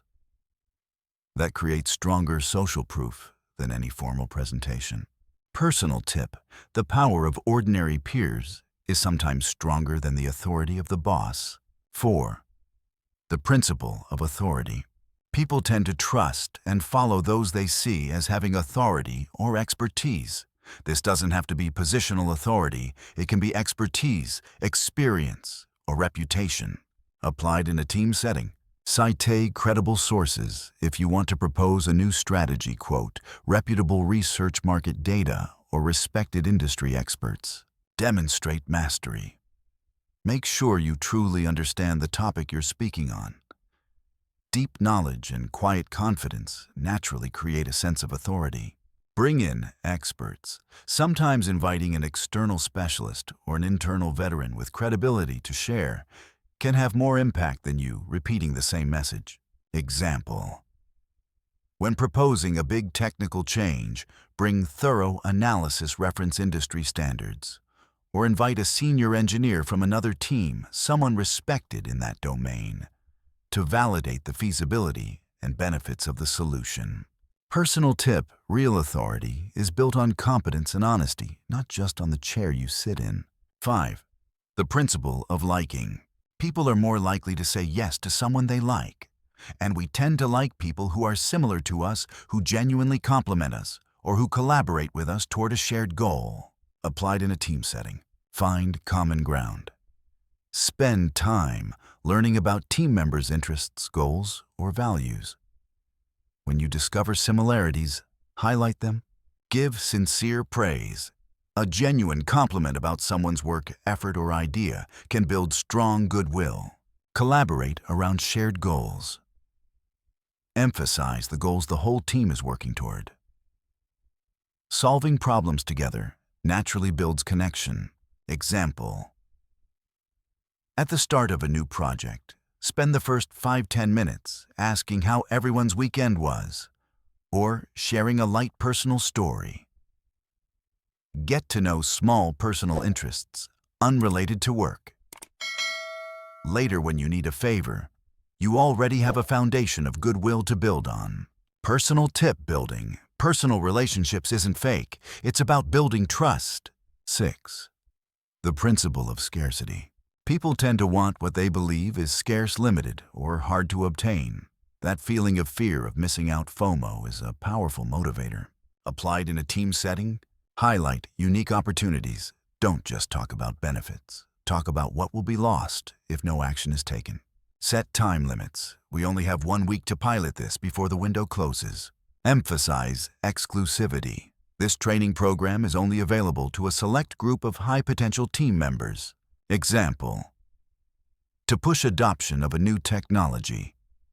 You might say, this is the only quarter we can try technology X for free. After that, the cost goes up significantly, and we lose a competitive advantage. Or, the tech team can only support rollout for the first 3 projects that sign up. Personal tip: use this principle very carefully and ethically. Avoid manufacturing fake pressure. This is the key point and a critical line every responsible leader must understand. Manipulation is using these principles to push people into doing something they don't want to do, purely for your own benefit, without regard for theirs. It relies on deception, distortion, or unfair pressure. Ethical persuasion is using these principles to help others clearly see the value and benefits for them and for the organization of a certain action, so they can willingly make a decision that aligns with their interests. It's based on honesty, transparency, and care for the collective good. The difference lies in your intent and the end result. If your intention is for everyone to win-win-win and you are transparent about your purpose, that's ethical persuasion. If you only care about winning for yourself and you're willing to do anything to get it, that's manipulation. Imagine you've been tasked with rolling out a new project management system, a major change that many people in the team are not excited about because they don't want to learn something new. Here's how you might use Cialdini's principles to lead that change successfully. 1. Reciprocity. Before introducing the system, you spend time listening to the team's frustrations with the old system and acknowledging their pain points. You commit to providing ample support, in-depth training sessions, clear documentation, and even one-on-one help for anyone struggling early on. You give support and understanding first. 2. Commitment and consistency. Instead of issuing a command, you ask, who would be willing to try this new system on a small project over the next month and share your feedback? You then hold a small meeting with these early adopters and ask them to publicly share their goals in using the new system. That creates a small but clear commitment. 3. Social proof. As the early adopters start seeing benefits, i.e., better time tracking, clearer visibility into progress, you invite them to share their stories in a larger team meeting. You also share case studies from other companies that have successfully implemented similar systems, showing it's a widely accepted trend. 4. Authority. You invite an expert from IT or from the vendor to walk through advanced features and show how this system addresses the team's specific issues. You present research and analysis on the long-term benefits backed by industry data. 5. Liking. You maintain good relationships with each team member. You take time to talk, understand their concerns, and acknowledge even the smallest effort they make to adapt. You host a small informal workshop where everyone can explore the system together in a relaxed atmosphere, strengthening team bonds in the process. 6. Scarcity. You explain that the period with intensive support is limited to the first 2 months. Those who join early receive more benefits, priority training, early access to new features. You emphasize that not adopting the new technology could put the team behind competitors or other departments in the company. By combining these principles ethically, you're not just forcing people to change. You're leading them to willingly accept and even become enthusiastic champions of that change. Leading through influence isn't a trick or a gimmick. It's a deeper, more sustainable approach based on understanding human nature and social psychology. When you apply these principles ethically, you're no longer just a manager with a title. You become a true leader, capable of inspiring, building trust, and guiding your team toward extraordinary results that surpass expectations. Try applying 1 or 2 of these principles in your everyday communication this week, and watch what happens. I think you'll be pleasantly surprised. Welcome back to our series Decoding Management Psychology, where we dive into the secrets of not just being a good manager, but becoming an inspiring leader. Today we're stepping into a chapter that I personally believe is at the very heart of all interactions, at work and in life. Chapter 8, Conflict Resolution, Turning Confrontation into Collaboration. When you hear the word conflict, what's your first reaction? Avoid it, feel annoyed, or maybe even scared. I was the same. For many years, I saw conflict as an unwanted headache, a sign that things were breaking down, or proof that someone just didn't get me. But the psychology of management and my real-world experiences gave me a totally different perspective. Conflict is not always the enemy. In fact, it can be the necessary companion that helps us move forward. Our goal today is not to eliminate all conflict, because that's impossible and honestly not even desirable, but to equip you with a solid psychological toolkit to navigate those confrontations in a constructive way. Instead of avoiding them, or worse, suppressing them, we're going to learn how to turn disagreements into opportunities for understanding, creativity, and collaboration. 1. Conflict inevitable and essential for creativity. Imagine an organization or a team where everyone always agrees, never disagrees, never debates. Sounds peaceful, right? But in reality, that's a sign of stagnation. When there's no conflict, it usually means there aren't enough diverse viewpoints, no real challenge to existing thinking, and certainly no breakthrough innovation. Conflict is an unavoidable part of any relationship or social system simply because each of us is a unique individual, bringing along different experiences, values, goals, and perspectives. When these individuals work together, those differences are bound to collide. It's like cooking. And if you only use one kind of seasoning, the dish will be bland. It's the combination of many spices, even those with seemingly opposite flavors, that create something rich and exciting. But hold on, I'm not saying we should be picking fights every day. What I'm talking about is constructive conflict. Healthy debates, opposing views presented respectfully. These are the catalysts for creativity. They force us to think deeper, to look at issues from multiple angles, and to discover solutions that no one had considered before. Conflict helps us break out of groupthink, where people simply agree to avoid rocking the boat. It opens the door for truth to surface and for new ideas to be tested. So next time you feel a conflict starting to emerge, don't panic and rush to shut it down. Try seeing it as a signal that something important needs to be addressed, or there's an opportunity here for us to grow. 2. The interests versus positions model in negotiation. Now that we understand, conflict isn't always bad. How do we actually resolve it effectively without turning it into a win-lose battle? This is where the interests, what we truly need, versus positions, what we say we want, model comes in. This is one of the most powerful tools I've learned from the psychology of management, and I've used it in everything from small family arguments to big company projects. Think about it like this: most arguments start and end at the level of positions. Positions are what we state we want. For example, I want this project finished by Friday, or I don't agree with increasing this budget. That's the tip of the iceberg. Interests. On the other hand, are the deeper needs, desires, fears, or concerns underneath that position. They are the reason why we want what we say we want. That's the huge hidden part of the iceberg. Let's take a classic example. Two sisters fighting over a single orange. Both of their positions are, I want the orange. If they stay at the level of positions, they'll either split the orange in half, or one wins and one loses. But what if we ask about their interests? The older sister says, I want the orange because I need the peel to bake a cake.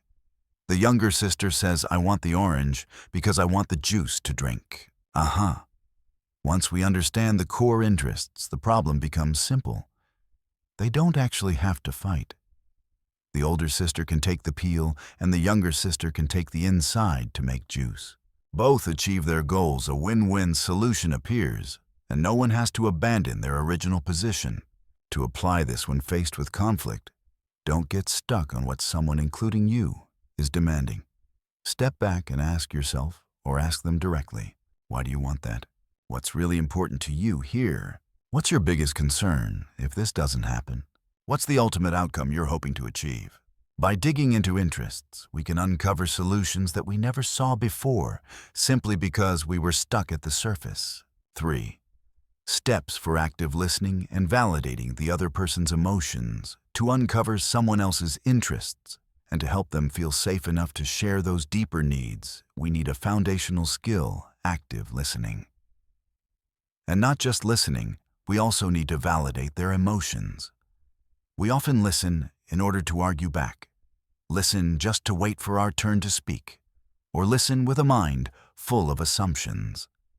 This doesn't just make us miss important information, it also makes the other person feel misunderstood and disrespected. Active listening includes several steps. 1. Give your full attention. This sounds easy, but it's actually the hardest part. Put aside your own thoughts and distractions. Look at the person speaking. Let your body language show that you care. No checking your phone, no typing on your keyboard. Be 100% present. 2. Encourage them to keep talking. Sometimes a simple nod or phrases like, I see, Go on, or can you tell me more about that, are enough. These small cues show you're following and want to hear more. 3. Don't interrupt. Even if you have a brilliant idea or solution, hold back. Let them finish their thoughts. 4. Paraphrase, summarize. This step is critical. After they've finished speaking, summarize what you heard in your own words and ask if you got it right. For example, if I'm understanding you correctly, what you're saying is that the real issue is the unfair allocation of resources, and that makes you feel undervalued. Is that right? This not only helps you verify your understanding, but also shows them you truly listened and are trying to understand. 5. Validate their emotions. This is the hidden gem in resolving conflict. Sometimes people don't need you to fix their problem right away. They just need their feelings to be acknowledged. You don't have to agree with their reasoning to validate their emotions. For example, I understand that you're feeling pretty disappointed about this decision. Instead of, there's nothing to be disappointed about. This is the right decision. I can see this is making you really anxious. Instead of, don't worry so much. It sounds like you're really frustrated that things didn't go as planned. Validating emotions is not weakness, it's strength. It helps cool down the tension, reduces defensiveness, and opens the door to a more productive conversation. When someone feels that their emotions are seen and respected, they become much more willing to listen to you and work towards a solution together. I've seen many heated confrontations calm down almost instantly after a sincere, emotional validation. 4. The I statement technique. Expressing your view without being aggressive.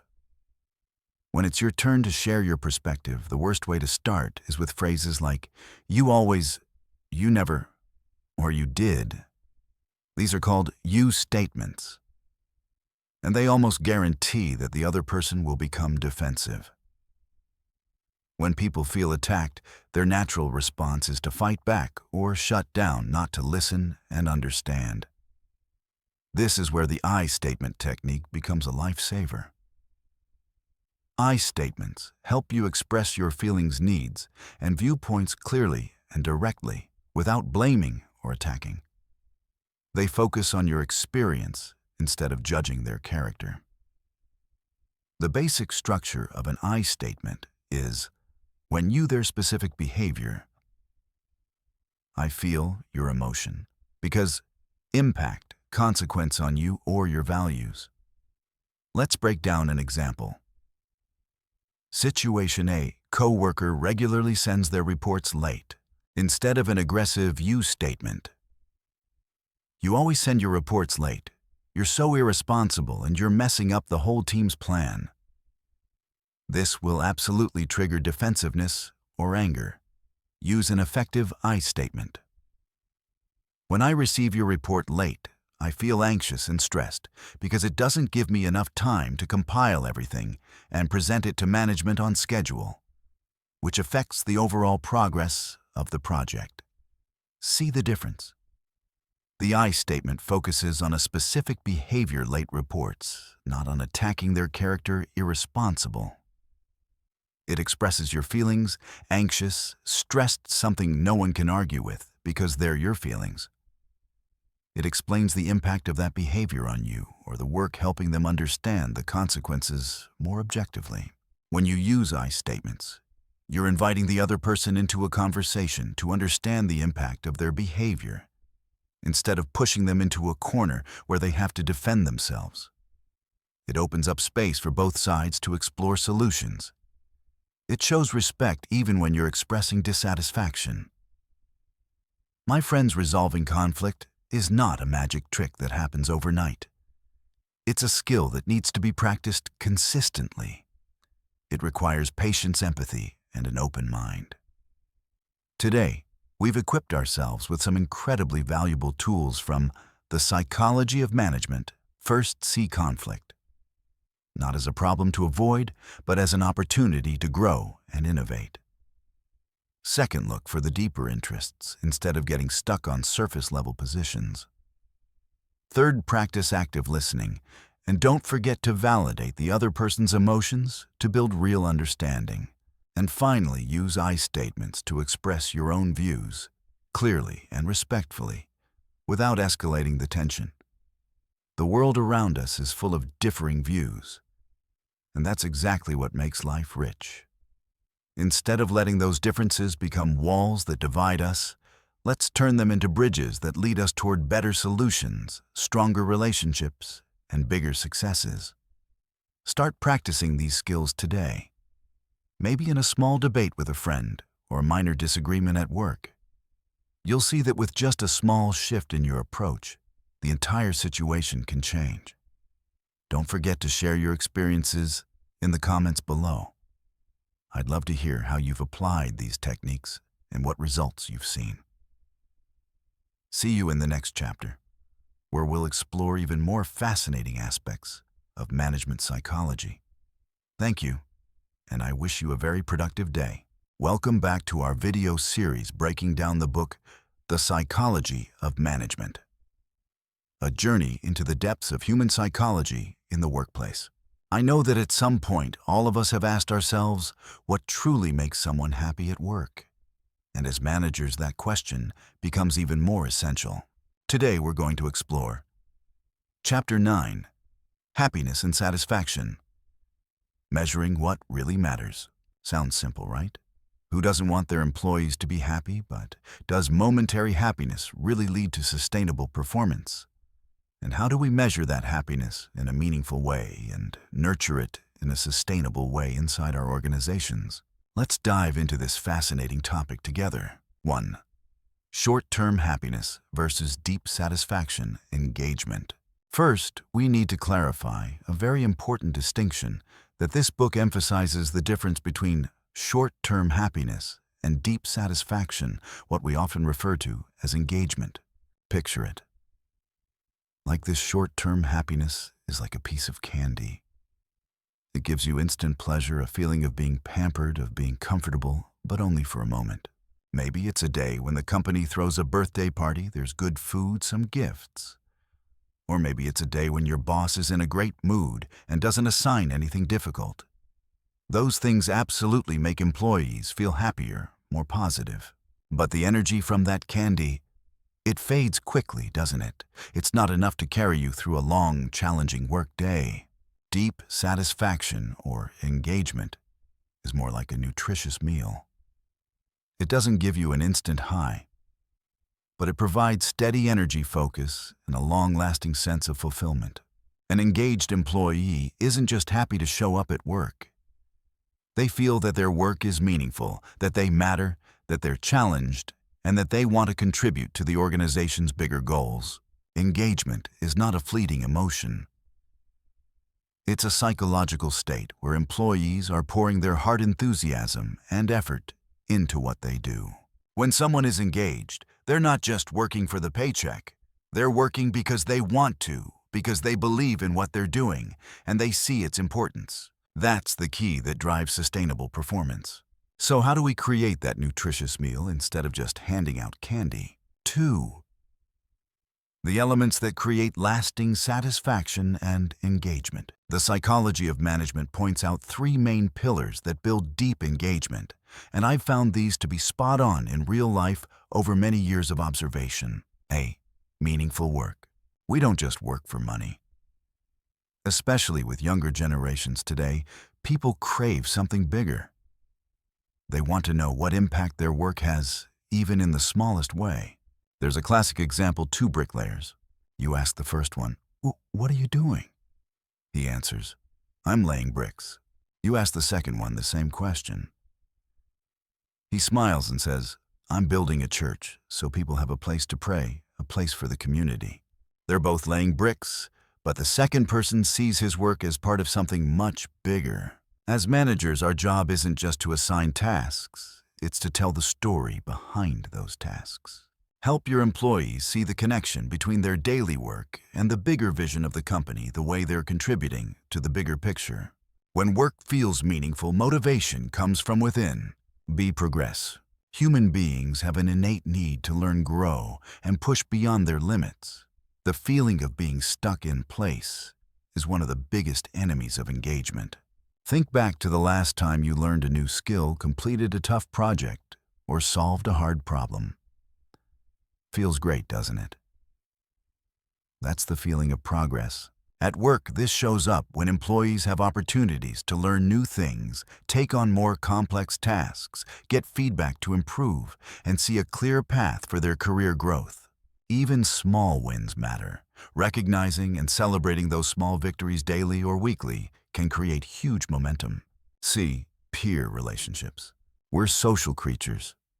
We crave connection, belonging, and support from the people around us.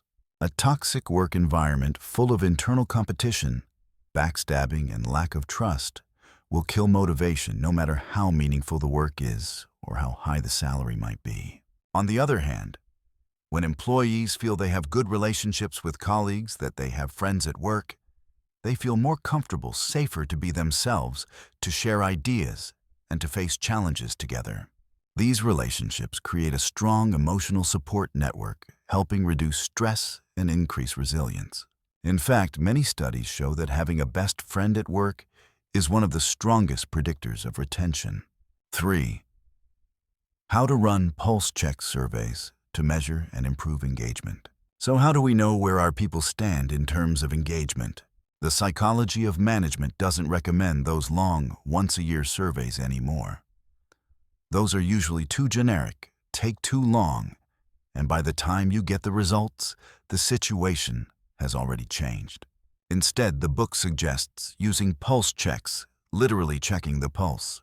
Just like the name implies, these are short, focused surveys with just a few questions done more frequently, for example, weekly, bi-weekly, or monthly. Key characteristics of a pulse check. Short, just about 3-5 questions. Employees can complete it in a few minutes. Frequent helps you track the health of the team in real time, like taking someone's pulse regularly. Focused questions target specific areas you can act on quickly. Anonymous optionally to encourage honesty. Some example questions you can use.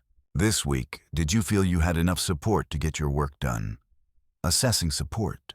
Do you clearly understand your work goals and how they contribute to the company's overall goals? Assessing meaning and clarity. Do you feel you currently have opportunities to learn or develop new skills at work? Assessing progress. Do you feel recognized and appreciated for your contributions? Assessing recognition. Is there any barrier that is preventing you from doing your best work? Assessing obstacles. The key to pulse checks is not data collection, it's what you do with the data. If you ask but don't act, employees will lose trust and see it as a waste of time. Pulse checks allow managers to quickly spot potential issues and respond in time, actively nurturing engagement instead of waiting for things to break. What for? Busting the myth. Happy employees will automatically perform well. Now we come to one of the most dangerous myths in management that the psychology of management calls out directly. Happy employees will automatically perform well. Sounds logical, right? Surely a happy employee works better than a miserable one. And yes, in part that's true. But the myth lies in the word automatically and in the way happy is often misunderstood. Are all happy employees high performers? Definitely not. Someone might be very happy at work because they have a great social environment, can coast comfortably and feel very little pressure, but are they truly giving their all for the company's goals? Are they using their full potential? Or are they simply enjoying the comfort that the job gives them without any drive to stretch themselves? The book emphasizes short-term happiness does not guarantee performance. Engagement is the bridge between positive emotions and effective action. A happy employee who's just comfortable might help create a nice relaxed atmosphere, but not necessarily results. An engaged employee is different. They may go through tough, demanding days, even stressful ones, but they still feel motivated, responsible, and driven to figure things out. They're not just happy, they are committed. That means we're not trying to build a theme park where people come just to have fun. We're trying to create an environment where people feel valuable, purposeful, and empowered to create that value. Happiness then becomes a natural byproduct of such an environment, not the sole goal. So we've just walked through Chapter 9. Happiness and satisfaction. Measuring what really matters. To sum it up, happiness at work is not the final destination. It's the byproduct of a healthy, well-directed environment that nurtures deep engagement. Measuring satisfaction isn't about diagnosing illness, but about cultivating health in the organization. By focusing on meaningful work progress and peer relationships, and by using tools like pulse checks, we can build teams that are not only happy, but truly engaged and fully committed to shared success. What do you think about the relationship between happiness and performance? Have you ever experienced a workplace where engagement was built really well, Or are there other myths about happiness at work that you'd like to share? Drop your thoughts in the comments below. If you found this video helpful, don't forget to like, share, and subscribe to my channel so you don't miss future deep dives into the psychology of management and many other fascinating books. See you in the next chapter, where we'll go even deeper into another aspect of management and human psychology. Welcome back to our journey, exploring the psychology of management. We've already walked through historical foundations, classic theories, and even the modern challenges of management. But today, we're not looking at the past or even the present anymore. Today, we're opening the door to the future. A future that I believe will completely reshape how we understand and practice leadership. This is Chapter 10, The Future of Management, Servant Leadership and Emotional Intelligence. If the previous chapters took you from the idea of management as a command and control machine, then this chapter marks a major shift. We're going to talk about a completely new leadership model built on empathy, service, and one incredibly important quality: emotional intelligence. Let's imagine a world where leaders are not just the ones giving orders, but also the ones supporting, inspiring, and uplifting their teams. Sounds very different from what you usually see, doesn't it? But I believe this is exactly the path toward a future of work that is both effective and deeply human. 1. Defining the concept of servant leadership. Let's start with a concept that at first glance sounds almost upside down: servant leadership. Just from the name alone, many people might wonder, leaders are supposed to direct and lead, right? Why are they serving? In our minds, the leader is often the one standing at the top, giving orders and expecting others to follow. But Robert Greenleaf, the father of this concept, flipped that thinking completely. Greenleaf defined a servant leader as someone who prioritizes the growth, well-being, and success of their people above all else. A servant leader is not weak, and it's not that they can't make decisions. On the contrary, they have vision, and they know how to empower others and create the conditions for each team member to reach their full potential. Picture the leader as a gardener. A gardener doesn't try to pull the plant upward to make it grow faster. Instead, they tend the soil, water it, fertilize it, pull out the weeds, and make sure the plant gets enough sunlight so it can grow strong on its own. Similarly, a servant leader doesn't micromanage or tightly control every step their employees take. They focus on removing obstacles, providing tools and knowledge, and creating an environment where the team feels safe to experiment, fail, learn, and grow. What's interesting is that when leaders truly serve their teams, they receive enormous value in return: higher engagement, loyalty, strong intrinsic motivation, and a deeper sense of ownership from their people. The end result is a team that is not only more effective, but also happier. This isn't the leader sacrificing themselves. It's a smart strategy for building a strong, sustainable organization. 2. Breaking down the 5 components of emotional intelligence, EQ, and its role. So how do we actually serve effectively? That requires a deep understanding of people. And that's where emotional intelligence, EQ, shines. Daniel Goleman, who popularized this concept, showed that EQ is just as important, if not more important than IQ, in determining success in life and career, especially in leadership roles. EQ is not some fixed, inborn trait we can't change. It's a set of skills we can learn and develop. Goleman divides EQ into 5 main components, and I'd like us to walk through each one together. 1. Self-awareness. This is the foundation. It's your ability to understand your own emotions, strengths, weaknesses, values, and motivations. A self-aware leader knows when they're stressed, when they need a break, and how their reactions might impact others. They are honest with themselves and understand the ripple effect they have on their surroundings. For example, if you know you tend to get irritable under pressure, you'll proactively find ways to manage yourself or address the issue before it explodes. 2. Self-regulation. Once you're aware of your emotions, the next step is the ability to manage and adjust them. This is about not letting impulsive feelings like anger, frustration, or anxiety drive your actions. Instead, you stay calm, think before you respond, and act with integrity. A leader with strong self-regulation doesn't snap at employees when they make mistakes. They take a deep breath, analyze the situation objectively, and look for solutions. This creates a stable, trustworthy work environment. 3. Motivation. This is your internal drive. The desire to achieve goals that go beyond external rewards, like money or status. Highly motivated people are optimistic, persistent, and committed to their goals, even when they face failure. As a leader, having this kind of motivation helps you inspire your team, create a compelling vision, and ignite enthusiasm in the people around you. They're not just working for the paycheck. They want to create value, learn, and grow. 4. Empathy. This is the core pillar of servant leadership and one of the most important skills within EQ. Empathy is the ability to put yourself in someone else's shoes, to understand their feelings, thoughts, and perspectives, even when you don't agree with them. An empathetic leader listens not just with their ears, but with their heart. They try to understand what their people are going through.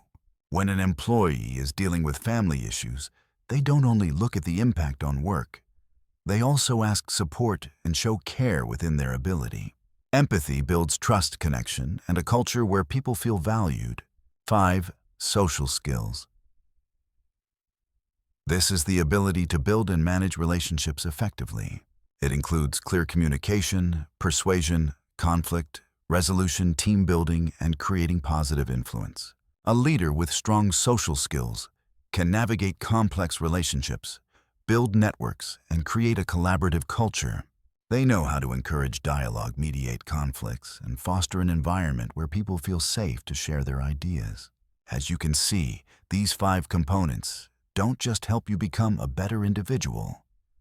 They are powerful tools for becoming a true servant leader, someone who can connect, inspire, and develop their team. 3. How technology, AI, remote work is changing the psychological skill set required of managers. We are living in a time of relentless technological change. AI is gradually taking over many repetitive tasks, and remote work has become a new norm after the pandemic. So in a world where machines do more and people work from different locations, is the role of the manager still important? Are psychological skills still necessary? My answer is more important than ever, just in a different way. AI will take on administrative tasks, data analysis, and process optimization, things managers used to spend a lot of time on. That might sound threatening at first, but it's actually a golden opportunity. It frees managers from tedious work and allows them to focus fully on what AI cannot do, leading humans. The role of the manager will shift heavily toward coaching, talent development, culture building, solving complex human problems, and strategic thinking. AI can provide data and analysis, but it cannot create meaning. Inspire people, build trust, or resolve emotional conflicts between individuals. Those are high-level psychological skills that only humans with their EQ can bring. With the rise of remote work offers flexibility, but it also brings major challenges in connection and communication. Without daily face-to-face interactions, it becomes harder to read nonverbal cues, and the line between work and personal life becomes blurry. This demands a much higher level of EQ from managers. Proactive and transparent communication. Leaders need to communicate more clearly and more frequently so that everyone stays informed and feels connected. Building virtual trust and connection. Leaders have to find ways to make people feel part of the team, even when they're physically apart. This requires empathy, understanding the unique pressures employees may face when working from home. Trust and empowerment.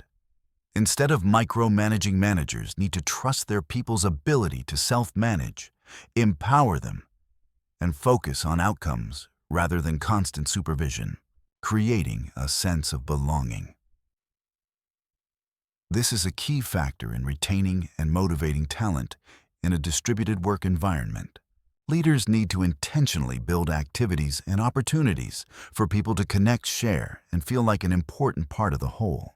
In short, technology doesn't reduce the importance of psychological skills, it actually amplifies the need for them. As machines take on the work of machines, humans need to double down on what is uniquely human: connection, understanding, and heart-centered leadership. 4. A call for a new generation of leaders: human, empathetic, and effective. So here we are standing at the threshold of a new era. An era where success is not only measured by profit, but also by how much people grow and how happy they are within the organization. The future of management is no longer about control and command. It's about service, inspiration, and nurturing human potential. I believe the next generation of leaders must be people who are human-centered. They value each individual, recognizing that people are not just resources to be used, but precious assets to be invested in and developed. They create workplaces where everyone feels meaningful and respected. Empathetic. They don't just listen to what is said. They sense what lies beneath the words. They put themselves in others' shoes, understand their struggles, their dreams, and their fears. From there, they can make decisions that are fair, supportive, and compassionate, effective. And most importantly, being human and empathetic is not the opposite of being effective. In fact, these are the very paths to sustainable effectiveness. When people are empowered, listened to, supported, and developed, they give their best, innovate continuously, and achieve results beyond expectations. So what's my call to you? No matter where you are right now, a senior manager, a team lead, or even just someone looking to grow, start building these qualities. Practice self-awareness and self-regulation. Seek your inner motivation. Listen with empathy and actively build positive relationships. You can be part of this new generation of leaders. A generation that leads not only with intellect, but also with heart. A generation that creates workplaces that are not just productive, but also meaningful and deeply human. Because when we invest in people, we're investing in the best possible future. Thank you for joining me in this chapter. Take some time to reflect on what we've discussed and get ready for the next chapter with even more exciting insights to come. See you there.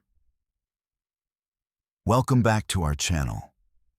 If you've just dived deep with me into the world of the psychology of management, chances are your mind is now buzzing with ideas and fresh perspectives about how we interact with and lead our teams, right? Soft laugh. But I know reading a book or listening to a podcast is one thing, actually applying it in real life is another. Sometimes it feels like standing in front of a huge mountain, not knowing where to even begin. That's exactly why I created this part, a 7-day action plan becoming a psychological manager. This is not some magical formula promising to turn you into Steve Jobs in a week, okay? It's a realistic roadmap, step by step, small things you can start doing as soon as tomorrow, to begin soaking in the psychological principles we've just explored. What's the goal? It's to help you apply what you've learned into your daily work right away, turning theory into action and knowledge into skill. So let's make next week a meaningful one, where you begin your journey to becoming a manager who's not only strong in expertise, but also deeply understands and truly connects with people. Day 1 and 2. Observe and listen. Capture each team member's motivation. We're going to start in the gentlest way possible, but also with the most important foundation of all: understanding, observation, and listening. Think of day 1 and day 2 as your detective phase. What's your mission? Spend time truly seeing each member of your team. What motivates them? What excites them? What makes them go quiet, withdrawn, or less engaged? I remember when I first became a manager, I thought I always had to talk, always had to give direction. But then I realized sometimes the greatest power lies in silence and active listening. Here's a little trick I learned. Don't just listen to what they say. Pay attention to how they say it, their body language, their energy in meetings, and even the things they don't say. You know, one person might be technically brilliant, but lack confidence when presenting. Another might be highly creative, but gets discouraged easily when receiving negative feedback. Someone else is always volunteering for new challenging projects because they love the thrill of the unknown. And then there's the person who just wants to do their job really well without being too much in the spotlight. And here's the most important part: write these things down. You don't need some complicated system. A small notebook, a personal notes file, or even an app on your phone is more than enough. Write down your observations, like Nam seems really excited when he's assigned projects related to new technology, or Han often suggests small improvements in our current processes. Maybe she really enjoys optimization. This is not about judging them. It's about understanding them. Understanding that each person is their own little universe with their own expectations, fears, and ambitions. When you know each person's buttons, you'll know how to tap into their potential and help them grow in the right direction. For these 2 days, just relax and observe like a curious scientist. No judgment, just data collection. Day 3 and 4. Practice constructive feedback. Use feedback to encourage a growth mindset. Fold. Once you've gathered enough data and have a clearer picture of your team, we'll move on to a skill that I truly believe is an art in management: constructive feedback. It sounds simple, but in reality, it's a lifelong journey of learning and practice. The goal of feedback is not to highlight mistakes. The goal is to encourage a growth mindset. You want your employees to see mistakes as opportunities to learn, not as a personal sentence. In these 2 days, I want you to find at least one opportunity to give feedback to a team member. And when you do try applying some of these specific techniques, 1. Focus on behavior, not the person. Instead of saying, "You're so careless," say, "I noticed you missed 3 small details in this report." The difference is huge, right? One attacks the person, the other describes an action. 2. Use the SBI model: situation, behavior, impact. Situation. In this morning's meeting, behavior. When you interrupted your colleague twice, impact. I noticed other ideas didn't get fully shared, and a few people seemed uncomfortable. Then always end with an open, future-focused question like, "What do you think about that? What could we do differently next time? Or how can we make sure this doesn't happen again?" 3. Start with a strength end, with a specific next step. Praise something they did well before suggesting improvement. For example, "I'm really impressed with how you handled part A of this project. It was very creative." For part B, "I think if we focus on X first, the result could be even better. Would you like to try that?" You see, this isn't just about what we say, it's about how we say it. Think back to a time when you received really bad feedback. How did you feel? Pressured, defensive. Now think about a piece of feedback that actually made you want to improve. We're going to be the person who creates that second feeling. Practice intentionally. Practice sincerely. Practice patiently. Change won't happen overnight, but it will happen. Day 5 and 6. Optimize focus. Talk with your team about a daily deep work hour. By day 5 and 6, we'll shift to another crucial aspect of performance and work psychology: focus. In a world full of notifications, emails, and back-to-back meetings, finding even one deep work hour, a block of time where you can fully immerse yourself in a task without interruption, has become a major challenge. As a manager, you can be the one who creates that space for your team. In these 2 days, I want you to discuss this idea with your team. Don't impose it, have a conversation. You might start by sharing your own concerns. I've noticed that sometimes it's really hard for us to focus on complex tasks because every few minutes there's a notification, an email, or a quick question. That not only lowers our productivity, but also makes us feel more stressed. I'm thinking about trying a daily deep work hour. What do you all think? Listen to their opinions. Are they open to it? What time of day works best? Morning when energy's high, or afternoon after the major meetings are done? What will the ground rules be? No email, no Slack, no internal calls unless it's urgent. You might even create little signs like "In deep work." Please don't disturb for desks. I know this might get some pushback at first. Someone might say, "But I need to check my email constantly," or "What if something urgent comes up?" Work together to find solutions. Maybe there's a defined channel for true emergencies or specific time windows for urgent matters. The goal isn't to turn your office into a monastery.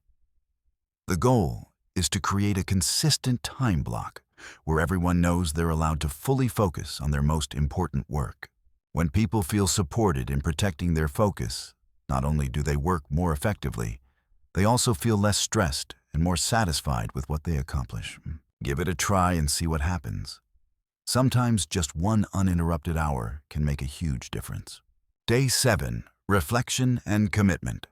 Write down 3 small changes you'll keep for the next month.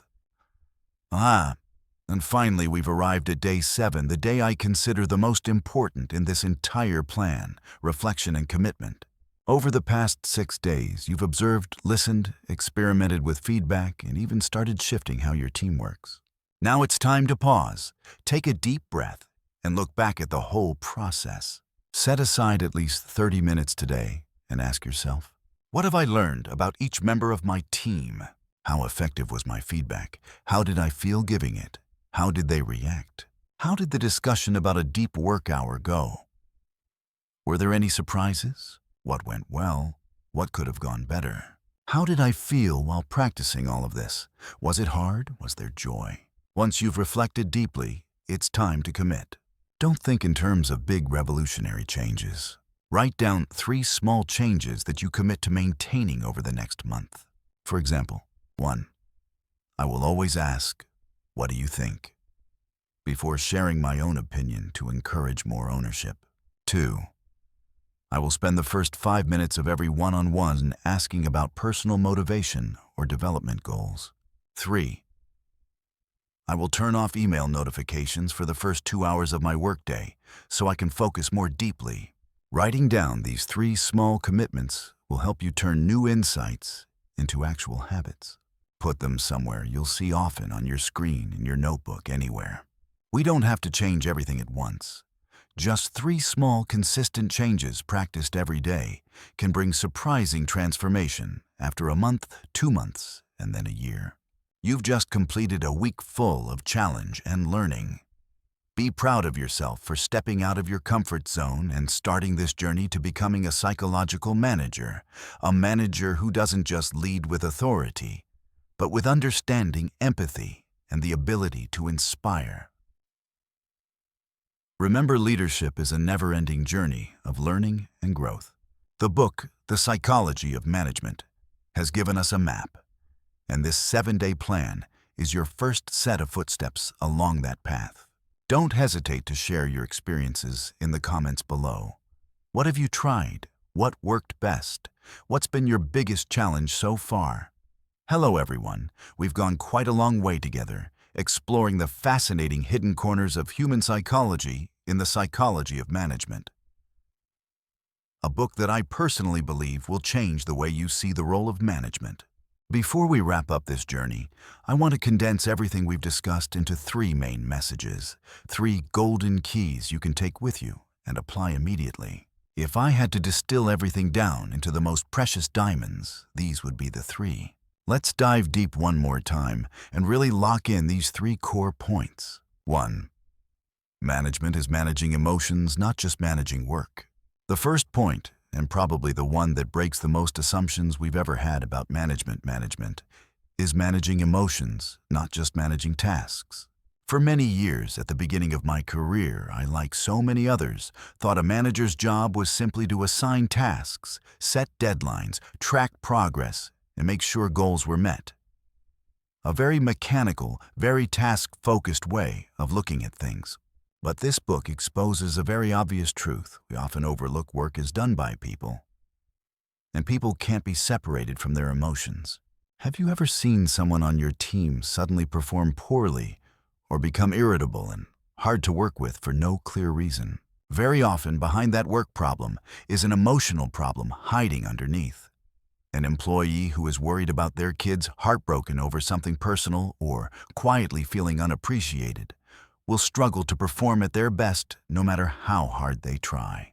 A manager's job is not just to check if tasks are done. It's to notice the emotional signals within the team. It's to create an environment where negative emotions can be recognized and safely shared, and positive emotions can be nurtured.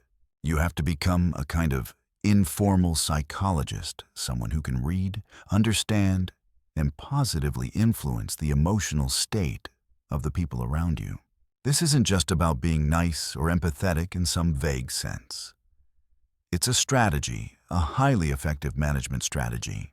When employees feel cared for and understood, they give their best not only out of responsibility, but out of connection and loyalty. Remember, you're not managing robots, you're managing human beings. And humans are led by emotion. Start from there. 2. Real motivation comes from autonomy, mastery, and purpose, not just money. Now let's move to the second point, a truth that's been scientifically proven and deeply unpacked in this book. Real motivation comes from autonomy, mastery, and purpose, not just money. If you still believe money is the only and strongest driver that makes people work hard, you're probably missing a huge part of the picture. Yes, money is necessary to sustain life. But once people reach a certain level of financial stability, its power as a motivator gradually weakens. The book breaks down in detail the 3 golden pillars of intrinsic motivation, the 3 factors that truly push people to go the extra mile and keep contributing. Autonomy, the ability to make decisions, choose how to do the work, and truly own what they're responsible for. Everyone wants to feel like the author of their own path, at least within their work. Mastery, the sense that they're getting better every day, learning and growing. Humans have a natural drive to challenge themselves, to conquer new skills, and to reach a higher level in their craft. Purpose, knowing their work matters and contributes to something bigger than themselves. When people understand that what they do creates real value for customers, the community, or a larger mission, they tap into an almost endless source of energy. Think back to the projects you've worked on with genuine passion, even working late, without feeling drained. Was it because you were free to explore and be creative autonomy, because you felt yourself pushing your limits and learning a ton mastery? Or because you knew the work was making a difference? Purpose. Your role is to be a fire starter, not just a paycheck provider. Find ways to give your team more autonomy, create opportunities for them to build their skills, and connect their everyday tasks to a bigger sense of meaning. When you do that, you'll see just how powerful that inner fire can be. Don't just pay people, give them value. 3. A manager's most important job is to create psychological safety so the team can grow. And finally, the last point, not less important in fact, arguably the foundation for all sustainable growth. The most important job of a manager is to create a psychologically safe environment for the team to grow. This is a concept Google found to be the #1 factor in high-performing teams. So what is psychological safety? Simply put, it's a place where people feel safe to experiment and make mistakes without fear of punishment or public shaming. Ask questions, even stupid ones, without being looked down on. Voice disagreement and offer pushback without fear of retaliation or negative judgment. Admit weaknesses and ask for help without being seen as incompetent. Imagine a team where everyone is scared to speak up. They hide their mistakes, don't dare share new ideas because they're afraid of criticism. Information stops flowing honestly, and people are just trying to keep the boss happy. That kind of environment strangles creativity, kills the desire to learn, and shuts down growth. Now imagine the opposite. A place where you know that even if you fail, you'll be supported to get back up. Where even the wildest idea will at least be listened to with respect. Where naive questions are welcomed and vulnerability is allowed. That's the fertile soil for innovation, for continuous learning, and for truly explosive team performance. Your role here isn't just manager. You are a builder of trust. You're the one who goes first and showing vulnerability, who encourages honesty, and who protects the team from toxic, non-constructive criticism. This isn't about being soft or overindulgent. It's about creating the rich soil where talent can actually take root and grow strong. Be the one who plants courage, not fear. So there you have it, the 3 core points, the 3 golden keys of modern management that the psychology of management wants to leave with us. 1.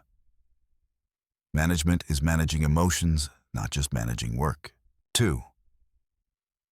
Real motivation comes from autonomy, mastery, and purpose, not just money. 3. A manager's most important job is to create a psychologically safe environment for the team to grow. These are not just abstract theories. They are practical, proven principles with the power to completely transform how you lead, how you build teams, and how you achieve success. I truly hope that what we've shared doesn't just stop at the level of knowing. Practice them, apply them in your day-to-day work, whether you're managing a small team or an entire organization. Remember, management is not the art of giving orders. It's the art of connecting, inspiring, and building. Turn these diamonds into action, and I believe you'll see an astonishing difference. And just like that, we've reached the final pages of The Psychology of Management, a journey that not only introduced fresh concepts, but also illuminated the hidden corners of how we think about leadership and management itself. As someone who has worn many hats, from rolling up my sleeves to do the work myself, to leading a team, I understand that theory is only the starting point. What truly matters is how we apply it, test it, fail at times, pick ourselves back up, and slowly turn these ideas into reality in a fast-changing work environment. And more importantly, I believe this is a journey none of us should take alone, because each of us, no matter our position, is part of a much bigger picture where every decision, every interaction can make a difference. And to make that difference, we need to learn together, share together, and grow together. Now I want to turn this one-way conversation into a multi-directional dialogue. After everything we've explored, I genuinely want to hear your story. Head down to the comments below and share with us, what is the biggest psychological challenge you face in your role as a manager? Whether it's balancing the emotions of your team, figuring out how to stay resilient when things go sideways, navigating personal conflict, motivating an individual or an entire department, or even managing your own pressure when facing tough decisions, every story is incredibly valuable. Don't hesitate to open up, because it's from these lived experiences that we can learn together, find the most practical solutions, and realize that none of us are alone in these challenges. And if you found in-depth book breakdowns like this helpful, if you're hungry to keep expanding your knowledge so you can stay ready for every challenge in your career and your life, don't forget to subscribe and turn on the notification bell. Doing so ensures you won't miss any upcoming videos, from timeless classics to the newest books on leadership, applied psychology, and personal development. And it's also a fantastic way to stay connected with fresh, impactful ideas that could shape your future. Think of it as a small investment in your ongoing growth. Knowledge is meant to be shared, and the best kind of growth comes from spreading value. If you know a manager, a colleague, or even a friend who's struggling with similar psychological challenges, or someone simply looking for fresh inspiration, please share this video with them. Who knows, maybe one insight, one small idea from this video might be the exact key they've been searching for. That's also how we create a positive domino effect, where understanding and compassion ripple outward, helping all of us level up in the workplace. More than just a YouTube channel, I want this to become a community of people who love learning, growing, and continuously striving upward. So go ahead and join our community on the social platforms you enjoy most. There we can dive deeper into discussions, share helpful resources I've handpicked, connect with like-minded people, and even host live Q&As or real-world experience sharing sessions. It's a space not just for talking about books, but also for exchanging real lessons, the hard-earned insights only those who've lived through them truly understand. Because at the end of the day, our goal isn't just to become better managers or more exceptional leaders, it's to help shape a workplace that is more human, more effective, and more fulfilling for everyone. It starts with us, and it grows outward from there. Thank you for walking alongside me throughout this journey of learning. I can't wait to see you in the comments in the next video and in our growing community. Let's continue building a better working world step by step, idea by idea.